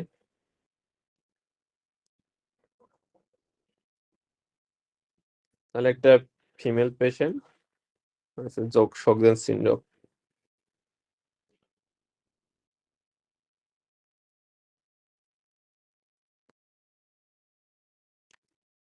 তাহলে পেশেন্টের pain in her fingers that is exacerbated by cold. তাহলে পেশেন্টের কাছে একটা রেনল্ডস ফেনোমেনের হিস্ট্রি বলছে।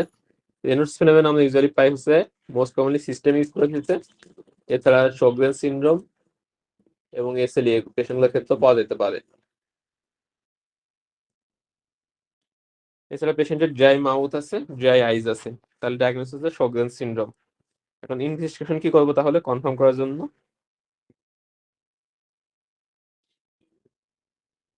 অ্যান্টিরো অ্যান্টিবডি। তাহলে আচ্ছা, বায়োপসি। আসলে অ্যাবসলিউট কনফার্মেটিভ ইনভেস্টিগেশন হচ্ছে বায়োপসি। এখানে যে অপশনগুলো আছে এখানে বায়োপসি যেহেতু নাই, সো এখানে অ্যান্টিবডি টেস্ট হবে, অ্যান্টিরো অ্যান্টিবডি।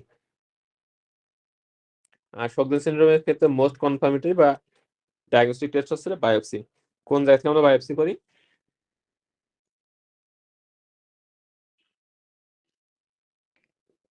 Parotid lacrimal. এটা মানে একটু ডিফারেন্ট ছিল মনে হয়, স্মল লেভিয়াল গ্ল্যান্ড বায়োপসি বা এরকম কিছু একটা ছিল মনে হয়, মাইনাস সেলিভারি গ্ল্যান্ড বায়োপসি। এটা হচ্ছে রাইট অ্যান্সার।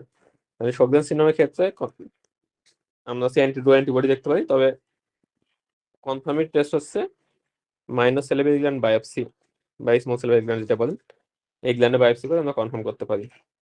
শোকজেন সিনড্রোমের ক্ষেত্রে একটা হেমাটোলজিক্যাল ম্যালিগন্যান্সির রিস্ক থাকে অনেক বেশি। কোন ম্যালিগন্যান্সি?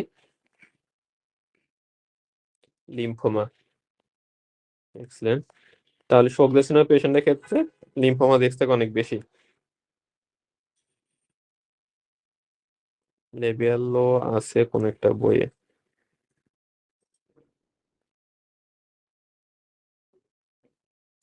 আচ্ছা, এগুলাই ওই যে মাইনাস সেলিভারি গ্ল্যান্ড বায়োপসি বা লেবিয়াল বায়োপসি, এটা যেটা থাকুক এগুলাই অ্যান্সার হবে আর কি, প্যারোটিড বা ল্যাক্রিমাল গ্ল্যান্ড নাকি।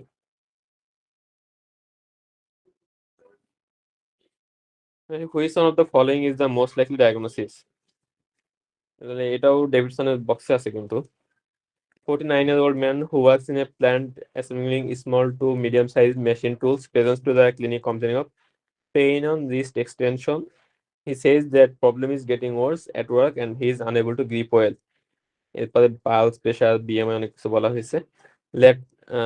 The lateral elbow and forearm pain is reproduced when you ask him to perform resisted wrist extension.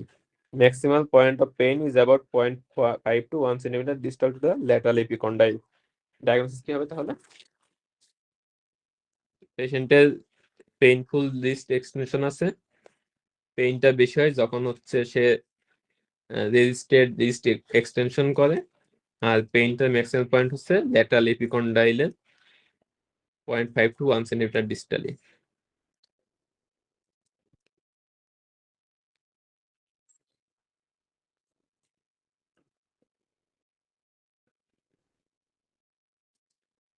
তাহলে একটা ডায়াগনোসিস কি হবে?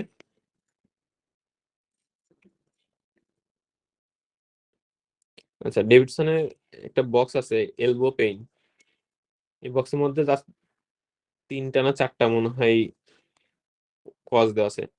একটা আছে ল্যাটারাল এপিকন্ডাইলাইটিস, একটা আছে মিডিয়াল এপিকন্ডাইলাইটিস, আর একটা আছে মনে হয় ওলিকন বাসাইটিস। তাহলে এর মধ্যে পরীক্ষায় বেশি আসে এই দুইটাই। খুবই সহজ। ল্যাটারাল এপিকন্ডাইলাইটিসে পেইন হবে ক্লোজ টু ল্যাটারাল এপিকন্ডাইল, আর এই পেইনটা বেশি হবে রেজিস্টেড রিস্ট এক্সটেনশনে। তাহলে ল্যাটারাল এপিকন্ডাইলে আমাদের মাসলগুলো অ্যাটাচমেন্ট থাকে ইউজুয়ালি এক্সটেনশন মাসলগুলো ফোর আর্মের। তাহলে এক্সটেনশন যখন বেশি করতে যাবে তখন পেইনটা বেশি হবে। মিডিয়াল এপিকন্ডাইলিটিসের ঠিক উল্টা, মিডিয়াল এপিকন্ডাইলে পেইন বেশি হবে আর পেইনটা রিপ্রোডিউস হয় বেশি রেজিস্টেড রিস্ট ফ্লেকশনে। তাহলে মিডিয়াল এপিকন্ডাইলে পেইন বেশি, ফ্লেকশনে পেইনটা আরো এগ্রাভেট করতেছে। Diagnosis medial epicondylitis. আর ল্যাটারাল এপিকন্ডাইলে পেইন বেশি হইতেছে, রেজিস্টেড রিস্ট এক্সটেনশনে পেইন এগ্রাভেট করতেছে। Diagnosis lateral epicondylitis. তাহলে মিডিয়াল এপিকন্ডাইলাইটিস মেইনলি হয় সম্ভবত গলফারদের ক্ষেত্রে, আর ল্যাটারালটা হচ্ছে তার হচ্ছে টেনিস প্লেয়ার তাদের ক্ষেত্রে। তাহলে অনেক ক্ষেত্রে এটাকে বলা হয় গলফার্স এলবো আর এটাকে বলা হয় টেনিস এলবো। তাহলে এই দুটাই ডেভিডসনের বক্সে আছে, যে কোনো পরীক্ষা দিয়ে দিতে পারে। কার্পাল টানেল সিনড্রোমটা আমরা সবাই জানি। এটা হয় হচ্ছে মিডিয়ান নার্ভ কম্প্রেশনের ক্ষেত্রে পেশেন্টের টিংলিং, নামনেস, টিংলিং থাকে mainly along the distribution of median nerve. Usually lateral 3.5 ফিঙ্গার্সের সেন্সেশনটা বেশি হয়। আর প্রোনেটা সিনড্রোম এটা হয় মিডিয়ান নার্ভ কম্প্রেশনের জন্য, কিন্তু এটা হয় কার্পাল সিনড্রোমটা হয় due to compression by due to compression by flexor retinaculum. আর প্রোনেটা সিনড্রোমটা হয় প্রোনেটা মাসেলের যে দুইটা হেড আছে এখানে কম্প্রেশনের কারণে। এখানে পেইনটা হয় মেইনলি প্রক্সিমাল ফোর আর্মে, প্রক্সিমাল ফোর আর্ম। আর পেইনটা বেশি হবে কখন? এক্সারবেট করবে যখন প্রোনেশন এবং সুপাইনেশন মুভমেন্টটা করা হবে ফোর আর্মের। আর কার্পেল সিনড্রোম তো আমরা জানি। তাহলে পরীক্ষার জন্য এই চারটায় বেশি আসে, সব থেকে বেশি আসে যে মিডিয়াল এপিকন্ডাইলাইটিস আর ল্যাটারাল এপিকন্ডাইলাইটিস আর কার্পেল সিনড্রোম, এই তিনটাই বেশি আসে পরীক্ষায়। বাকি দুইটা দেখতে পারেন, না দেখলে এত বেশি সমস্যা নেই। Which of the following is most appropriate next step in his therapy? A 22-year-old man comes to the rheumatology clinic. He has diagnosis of ankylosing spondylitis for which he has received regular ibuprofen. Because of a poor response to therapy, a course of diclofenac on review, he tells you there has been no significant improvement in his symptoms and he has prolonged morning stiffness affecting his lower back, severe limitation of movement. Investigation find is almost normal. তাহলে একটা young male patient ankylosing spondylitis diagnosis হয়েছে, already ibuprofen and diclofenac এক দুইটা এনএসএডি পাইছে, কোনো improvement হয় নাই এবং পেশেন্টের সিভিয়ার লিমিটেশন অফ মুভমেন্ট আছে। এখন পেশেন্টে কি দিয়ে ট্রিটমেন্ট করবেন? অপশন আছে অ্যাডালিমুমাব, ইনফ্লিক্সিম্যাব, মিথোট্রিক্সেট, রিটুক্সিম্যাব, সালফাসালাজাইন। তাহলে অ্যাঙ্কাইলোজিং স্পন্ডিলাইটিস পেশেন্ট দুইটা এনএসআইডি পাইছে, এরপরে আমাদের ট্রিটমেন্ট অপশন কি হবে?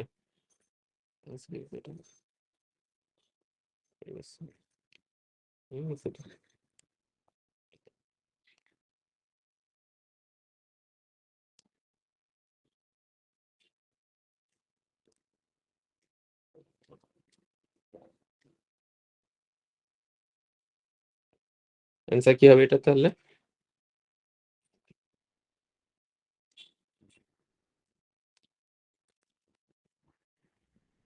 তাহলে অ্যাঙ্কাইলোজিং স্পন্ডিলাইটিস পেশেন্টের ক্ষেত্রে আমাদের ফার্স্ট লাইন ট্রিটমেন্ট হচ্ছে ফিজিওথেরাপি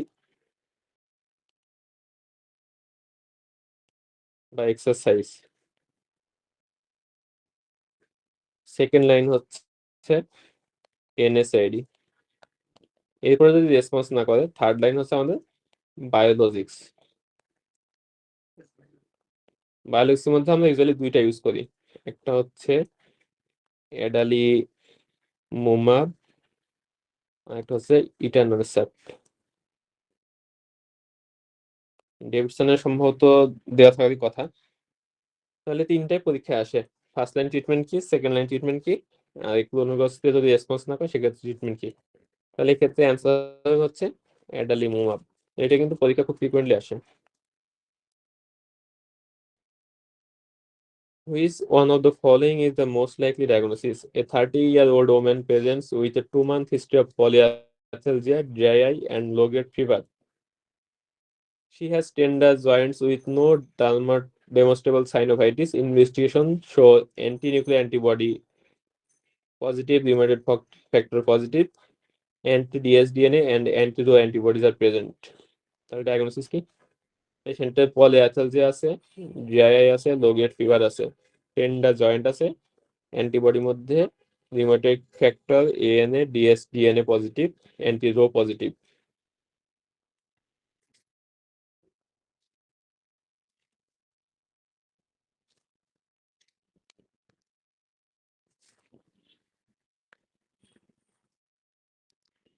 এটা আসলে একটু কমপ্লিকেট হয়ে গেছে।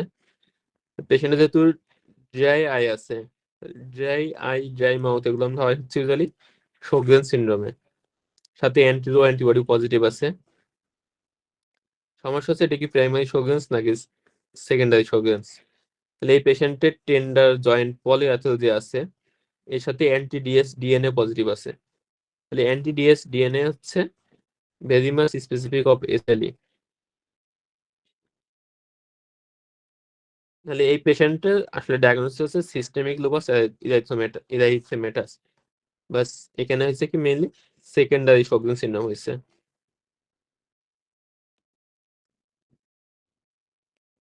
মানে শোগরেন সিনড্রোম দুই ভাবে হইতে পারে, একটা হচ্ছে প্রাইমারি, একটা হচ্ছে সেকেন্ডারি। প্রাইমারি গুলোতে কোনো আন্ডারলাইং অ্যাসিড কন্ডিশন থাকে না, সেকেন্ডারি ক্ষেত্রে আন্ডারলাইং আদার্স অটোইমিউনো কানেক্টিভ ডিসিজ থাকতে পারে। এর মধ্যে মোস্ট কমন আছে SLE.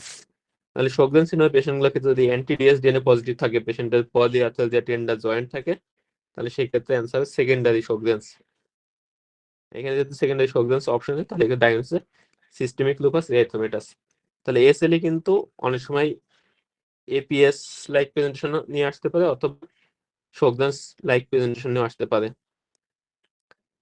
32-year-old woman is 16 weeks pregnant. In her first pregnancy, she has suffered from a facial rash consistent with lupus and has the blood and protein found in dipstick testing over the past 18 months. Which one of the following antibodies, if found positive, is thought to be associated with increased risk of complete heart block in the newborn infant?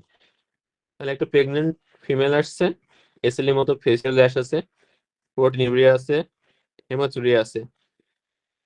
এই পেশেন্টটার কোন antibody positive থাকলে তার বাচ্চার ক্ষেত্রে complete heart ব্লকের risk বেশি থাকবে? এটা হচ্ছে প্রিভিয়াস এফসিপিএস পার্ট 1 এ কোশ্চেন, এর আগে কোশ্চেন পরীক্ষায় আসছে। কি হবে অ্যান্সার? কোন অ্যান্টিবডি থাকলে নিওনেটাল হার্ট ব্লকের রিস্ক বেশি থাকে?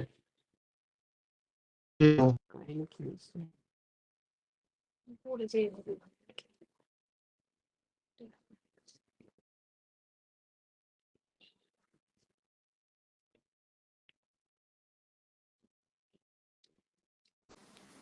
Anti-Ro antibody.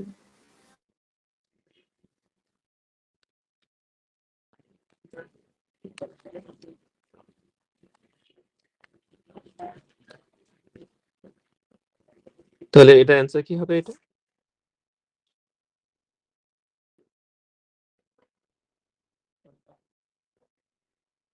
তখন কি সন্দেহ হচ্ছে?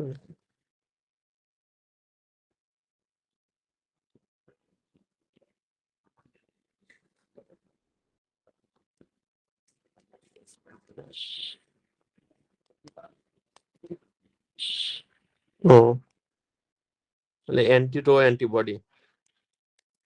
তাহলে কোনো এসএলই পেশেন্টে যদি অ্যান্টিরো অ্যান্টিবডি পজিটিভ থাকে, তাহলে সেক্ষেত্রে বাচ্চাদের কনজেনিটাল হার্ট ব্লকের রিস্ক থাকে বেশি।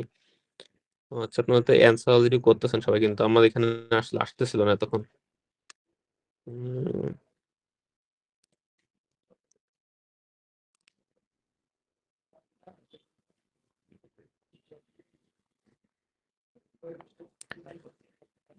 Given the likely clinical diagnosis, what would be the most appropriate treatment? A 22-year-old woman presents with red scaly plaque on her elbows, knees, lower back, and skull. She also has pitting and yellow-brown discoloration of her nails and painful and swollen finger and toe joints. CRP 6 milligram per liter, ESR 15 millimeter per hour.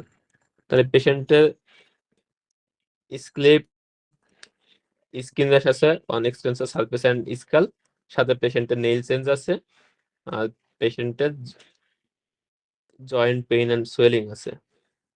Diagnosis কি পেশেন্টের?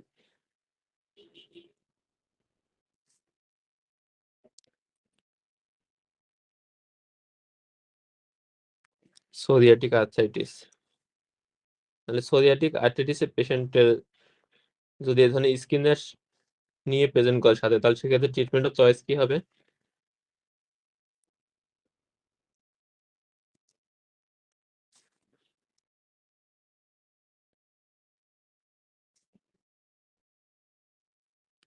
তাহলে psoriatic arthritis পেশেন্টের ক্ষেত্রে আমাদের treatment of choice হবে মিথোট্রিক্সেট। Specially যদি skin র্যাশগুলো set থাকে সেক্ষেত্রে মিথোট্রিক্সেটের রেসপন্স বেশি ভালো। আচ্ছা, আমার কাছে টেক্সট করতেছেন, আসলে আমার কাছে একটু পদে পদে আসতেছে। আচ্ছা, এটা খুব একটা important question. 62-year-old man presents to the emergency department with right leg pain. He is very hard of hearing. Explains that pain started following a fall. X-ray of his lower limbs rule out a fracture but demonstrate bowing of both tibia. His past medical history includes osteoarthritis of his right hip. He is being investigated for prosthetic enlargement. ইনভেস্টিগেশনের মধ্যে only এএলপিটা বেশি, calcium normal, পিএসএ normal. তাহলে old এজে একটা patient, hearing difficulty আছে, সাথে বনি pain নিয়ে present করছে, এক্সরে দেখা গেছে বোয়িং অফ বোথ টিবে, ইনভেস্টিগেশন শুধু এএলপি বেশি। ডায়াগনোসিস কি? Agents disease. তাহলে আমরা একটা অনেকবার ডিসকাস করছি, ওল্ড এজের পেশেন্ট সাথে বনি পেইন আর আইসোলেটেড এএলপি রাইজ। তাহলে এটা হচ্ছে টিপিক্যাল সিনারিও অফ প্যাজেটস ডিজিজ। এই পেশেন্টগুলো এর সাথে কি থাকতে পারে? একটা হচ্ছে হিয়ারিং লস থাকতে পারে, আর একটা থাকতে পারে হচ্ছে হাই আউটপুট কার্ডিয়াক ফেলার।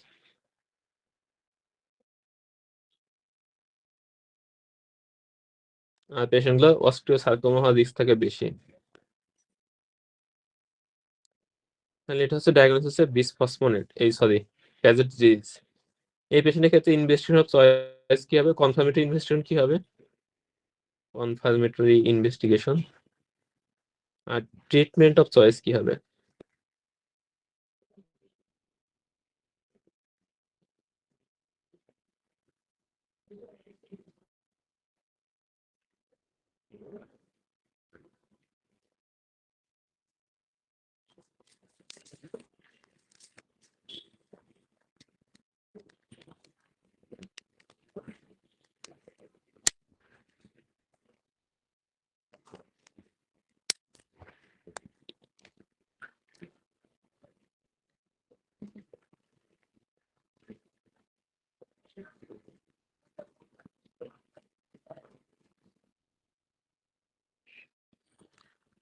তাহলে প্যাজেট ডিজিজের ক্ষেত্রে আমাদের কনফার্মেটরি ইনভেস্টিগেশন হচ্ছে জেটিনোলোকাইট পজিটিভ হলে এক্সরে। আচ্ছা, তাহলে কনফার্মেটরি ইনভেস্টিগেশন যদি বলে সেক্ষেত্রে আমরা এক্সরে অ্যান্সার করবো। আর ট্রিটমেন্ট অফ চয়েস হবে হচ্ছে বিসফসফোনেট। আচ্ছা, এখানে তো অ্যালকালাইন ফসফেটাস বাড়ছে, এএলপি রিলিজ করে কোন সেল? আমরা রিমোটোলজি, অ্যানাটমি এন্ড ফিজিওলজি পড়াশোনা বলছিলাম, মনে বেশ কয়েকটা আমরা সেল পড়ছিলাম, osteoblast, osteoclast, osteocyte, stromal cells, osteoblast, osteoclast. আচ্ছা, তাহলে এটা পরীক্ষার জন্য ইম্পর্টেন্ট। তাহলে এএলপি মেইনলি রিলিজ করে হচ্ছে অস্টিওব্লাস্ট সেল। তাহলে যেসব ক্ষেত্রে অস্টিওব্লাস্টিক অ্যাক্টিভিটি বাড়বে সেক্ষেত্রে এএলপিটাও বাড়বে।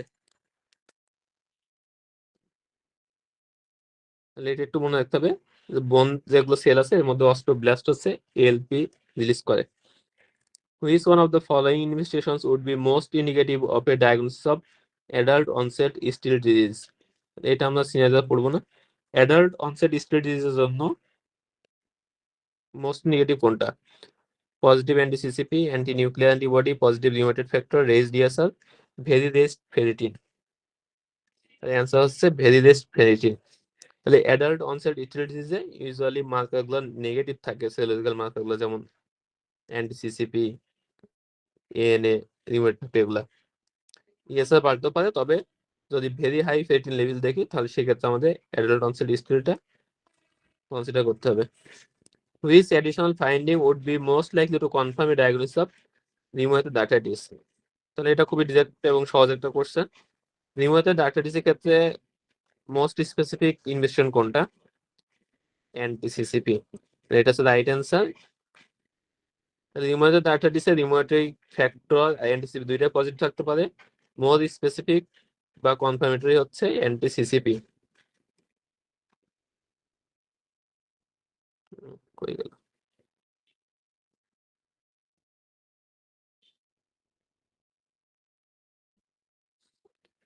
Which one of his drugs should be discontinued? আচ্ছা, এটা খুব ইম্পর্টেন্ট একটা question. 54-year-old man with a history of obesity, type 2 diabetes, and hypertension presented to the clinic complaining of pain in his right first metatarsobpharyngeal joint. He takes Orlistat, Ramipril, Indapamide, Amlodipine, Metformin, and has been taking over-the-counter drugs, ibuprofen. Blood pressure বেশি, BMI বেশি, pain and swelling and redness over the right first metatarsobpharyngeal joint. X-ray shows erosion with sclerotic margin and interosseous calcification. তাহলে একটা patient যার obesity আছে, hypertension আছে, diabetes আছে, এখন first মেটাটারসোফ্যারিঞ্জিয়াল joint পেইনে present করছে। পেশেন্টের ড্রাগ হিস্ট্রির মধ্যে অনেকগুলো ড্রাগ আছে। আচ্ছা, ডিসকন্টিনিউ করবো কোনটা তাহলে আমরা? ইনডেপামাইড। তাহলে এই পেশেন্টের ক্ষেত্রে ডায়াগনোস হচ্ছে গাউট, ফার্স্ট মেটাটারসোফ্যারিঞ্জিয়াল জয়েন্ট এবং সাডেন যদি অনসেট হয় তাহলে এটা ক্লাসিক্যাল সিনারিও। গাউটের রিস্ক ফ্যাক্টরের মধ্যে কয়েকটা ড্রাগ আছে, এর মধ্যে ইম্পর্টেন্ট হচ্ছে পাইরিজিনামাইড, তারপর হচ্ছে লুপ ডায়াবেটিক্স, এরপর আছে লোডোজ অ্যাসপিরিন আছে, সাইক্লোস্পোরিন আছে, কেমোথেরাপিউটিক ড্রাগস গুলো আছে। তাহলে ডায়াবেটিক্স এর মধ্যে একটা হচ্ছে থায়াজাইড ডায়াবেটিক্স, এবং থায়াজাইড ডায়াবেটিক্স একটা এক্সাম্পল আছে ইনডেপামাইড।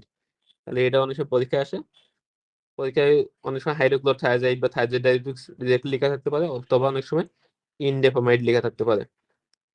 তাহলে এই ক্ষেত্রে পেশেন্টের ইনডেপামাইড বন্ধ করতে হবে। ফার্স্ট লাইন ট্রিটমেন্ট কি হবে?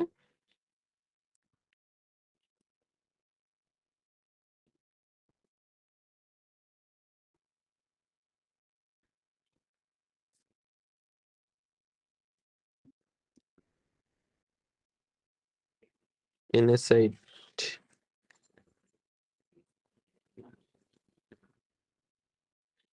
পেশেন্টের ক্রিয়েটিনিন কিন্তু বেশি, হাইপারটেনশন আছে, ডায়াবেটিস আছে।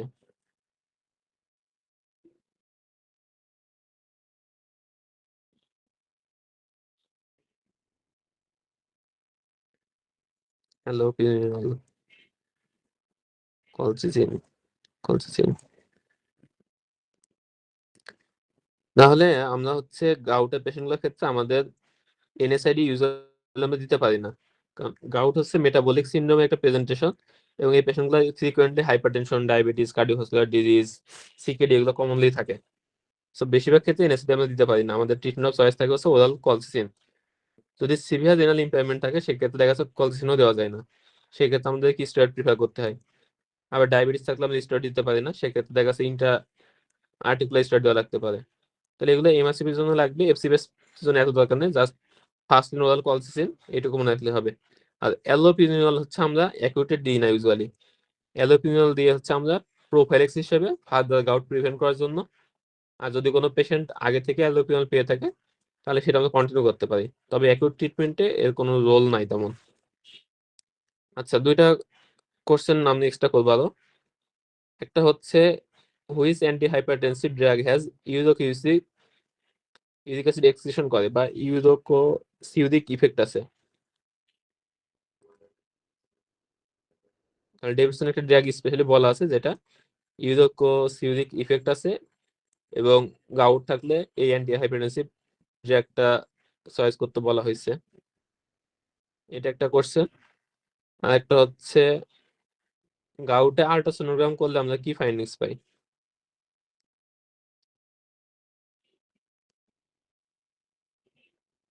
বাকি কোশ্চেন গুলো তো কমন, ওগুলা অ্যান্সার আশা করতে পারা যাবে সবাই।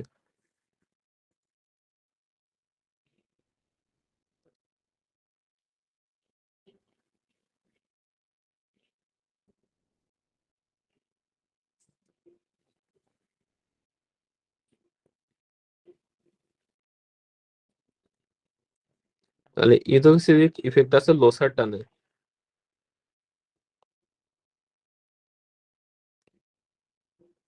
আল্ট্রাসোনোগ্রাম হবে ডবল কন্ট্রাস্ট সাউন্ড সাইন।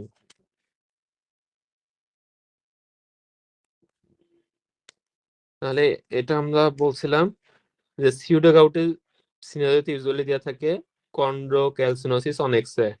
তাহলে এক্স-রে যদি কন্ড্রোক্যালসিনোসিস পাওয়া যায় তাহলে সেটা হচ্ছে সিউডোগাউট।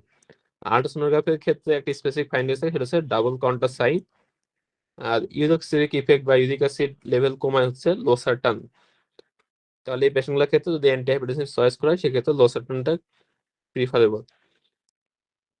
A 22-year-old college student complains of stiffness and low back pain that is worse in the morning, and X-ray shows obliteration of the sacroiliac joint, CRP level বেশি।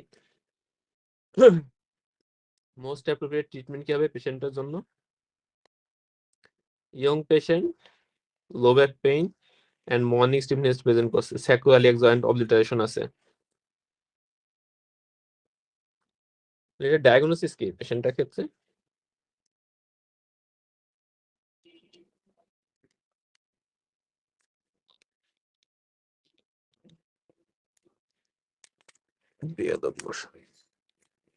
Diagnosis হচ্ছে ankylosing spondylitis. First line treatment হবে exercise. Yes, তাহলে right answer হচ্ছে spinal extension exercise. Ankylosing spondylitis পেশেন্টের ক্ষেত্রে first line treatment হচ্ছে exercise বা physiotherapy. এক্সারসাইজের মধ্যে সুইমিং, সাইক্লিং এগুলো হচ্ছে বেশি ইফেক্টিভ। এগুলো যদি রেসপন্স না করে তাহলে আমরা সেকেন্ড লাইন হিসেবে চয়েস করবো এনএসআইডি। আর এরপর কাজ না করলে তখন বায়োলজিক্স। আর এই পেশেন্টগুলোর ক্ষেত্রে বেড রেস্ট এবং ইমোলাইজেশন অ্যাভয়েড করতে হবে। এই পেশেন্টগুলো যদি বেড রেস্ট থাকে বা ইমোলাইজ থাকে তাহলে এই ক্ষেত্রে স্টিফনেস আরো বাড়বে এবং পেশেন্টগুলোর ক্ষেত্রে অ্যাঙ্কোলোসিসও বাড়তে পারে এবং মুভমেন্ট রেস্ট্রিকশন হতে আস্তে আস্তে। তাহলে এই পেশেন্টগুলোর ক্ষেত্রে এক্সারসাইজ এবং ফিজিওথেরাপি বেশি বেশি অ্যাডভাইস করতে হবে। A 65-year-old woman presents with pain and stiffness of her shoulder and neck that is worse in the mornings and lasts for more than 1 hour. On examination, active and passive movements are normal. ESR বেশি, CRP বেশি। Diagnosis কি? তাহলে old age এর patient, pain and stiffness আছে, mainly হচ্ছে shoulder and neck, সাথে morning stiffness আছে, ESR বেশি, সিআরপি বেশি, কিন্তু পেশেন্টের মুভমেন্ট নরমাল। পলিমায়ালজিয়া রিউমেটিকা। তাহলে very old as a patient, usually more than 60 years of old, এর সাথে যদি পেইন এন্ড স্টিফনেস থাকে, ইনফ্লামেটরি মার্কারগুলো বেশি থাকে, মর্নিং স্টিফনেস থাকে, ডায়াগনোস হবে পলিমায়ালজিয়া রিউমেটিকা। এর সাথে সবচেয়ে বেশি কনফিউশন যেটা হয় সেটা হচ্ছে ফ্রোজেন শোল্ডার। তাহলে ফ্রোজেন শোল্ডার পেশেন্টগুলোর এজ থেকে আর একটু কম, ইউজুয়ালি 40 to 60 ইয়ার্স থাকে। পেশেন্টগুলোর মুভমেন্ট রেস্ট্রিকশন থাকে। তাহলে পলিমায়ালজিয়া রিউমেটিকা পেশেন্টগুলো কিন্তু মুভমেন্ট রেস্ট্রিকশন থাকবে না। আর ফ্রোজেন শোল্ডার পেশেন্টগুলোর ক্ষেত্রে ইউজুয়ালি কোনো সিমটমস থাকে না, কি বলে কনস্টিটিউটিভ সিমটমস, যেমন ফিভার, তারপর হচ্ছে ম্যালাইস, এগুলো কম থাকে না। আর ইনফ্লামেটরি মার্কারস, ইএসআর, সিআরপি এগুলো থাকবে নরমাল। আর একটা পাস হিস্ট্রির মধ্যে থাকতে পারে ডায়াবেটিস মেলাইটাস।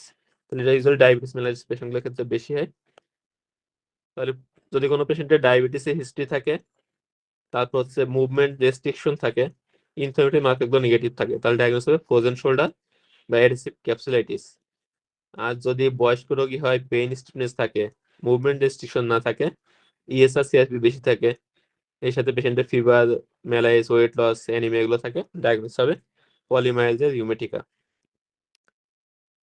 পলিমাইলজিয়া রিউমেটিকা পেশেন্টগুলো অনেক সময় সিভিয়ার হেডেক নিয়ে প্রেজেন্ট করতে পারে, সেক্ষেত্রে ডায়াগনোসিস কি হবে?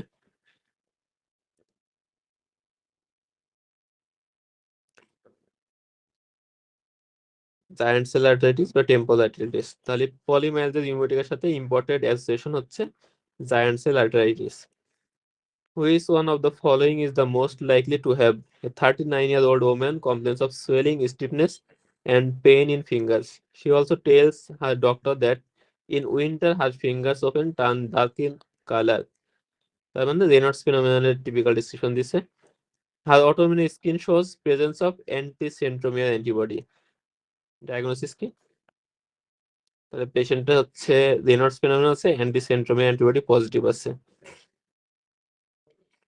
ডায়াগনোসিস হচ্ছে লিমিটেড কিউটিনাস সিস্টেমিক স্ক্লেরোসিস। তাহলে আমি যেভাবে মনে রাখতাম যে সেন্ট্রোমিয়ার ইজ সেন্ট্রালাইজড, সেন্ট্রোমিয়ার এটা থাকে কি সেন্ট্রালাইজড বা লোকালাইজড, একটা জায়গায় থাকে আর কি।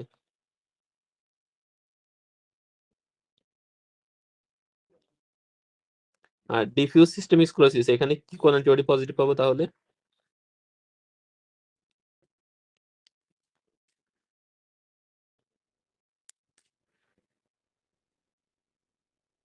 anti-SL70। আরেকটা কি পাওয়া যায়?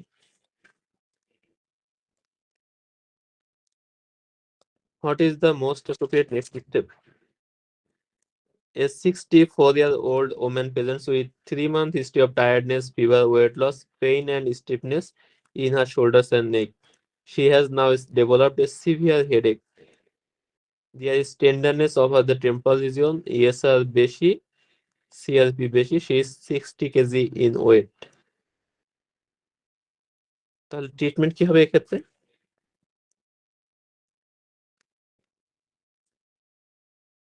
C, prednisolone. আচ্ছা, তাহলে এখানে ডায়াগনোসিস হচ্ছে জায়ান্ট সেল আর্টারাইটিস বা টেম্পোরাল আর্টারাইটিস। পেশেন্টের যে 3 মাসে হিস্ট্রি ছিল tiredness, fever, weight loss, pain and stiffness, মানে পেশেন্টের ব্যাকগ্রাউন্ড হিস্ট্রি ছিল পলিমাইলজিয়া রিউমেটিকা। পলিমাইলজিয়া রিউমেটিকা পেশেন্টগুলোর সাথে জায়ান্ট সেল আর্টারাইটিসের পেশেন্ট থাকতে পারে। তাহলে ওল্ড এজের পেশেন্ট যদি সিভিয়ার হেডেক নিয়ে প্রেজেন্ট করে, টেম্পোরাল টেন্ডারনেস থাকে, ইনফ্লামেটরি মার্কগুলো বেশি থাকে, সেক্ষেত্রে ডায়াগনোস হবে জায়ান্ট সেল আর্টারাইটিস। এক্ষেত্রে ট্রিটমেন্ট হবে হচ্ছে high dose steroid, usually 1 milligram per KG ডোজে দেওয়া হয়। তাহলে পেশেন্টের ওয়েট যেহেতু 60 কেজি আছে, তাহলে এখানে আমরা দিব 60 মিলিগ্রাম। আর পলিমাইলজিয়া রিউমেটিকের ক্ষেত্রে ডোজ কত হবে?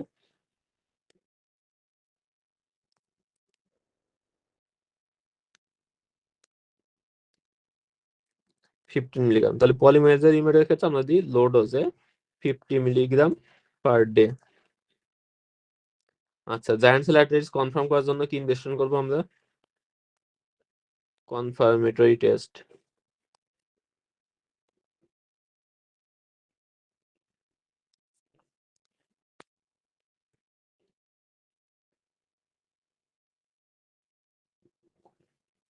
বায়োপসি, টেম্পোরাল আর্টারি বায়োপসি করব।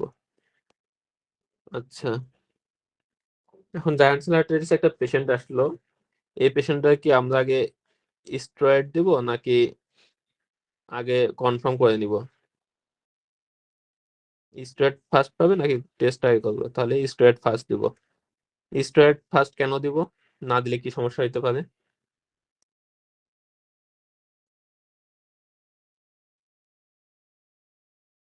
ব্লাইন্ডনেস। তাহলে কিছু কিছু কন্ডিশন আমরা বলছিলাম যেখানে আমাদের ট্রিটমেন্টটা মেইন কনসার্ন।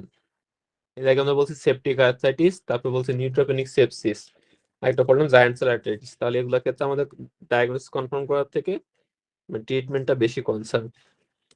ব্লাইন্ডনেস কেন হয়? কোন আর্টারি অক্লুশন হওয়ার কারণে?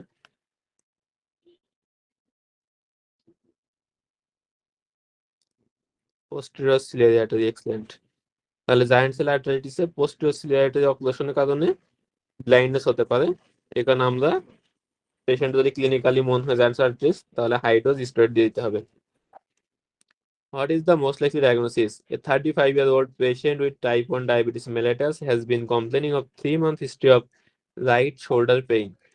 She describes this as a frozen shoulder and says it hurts to move her shoulder.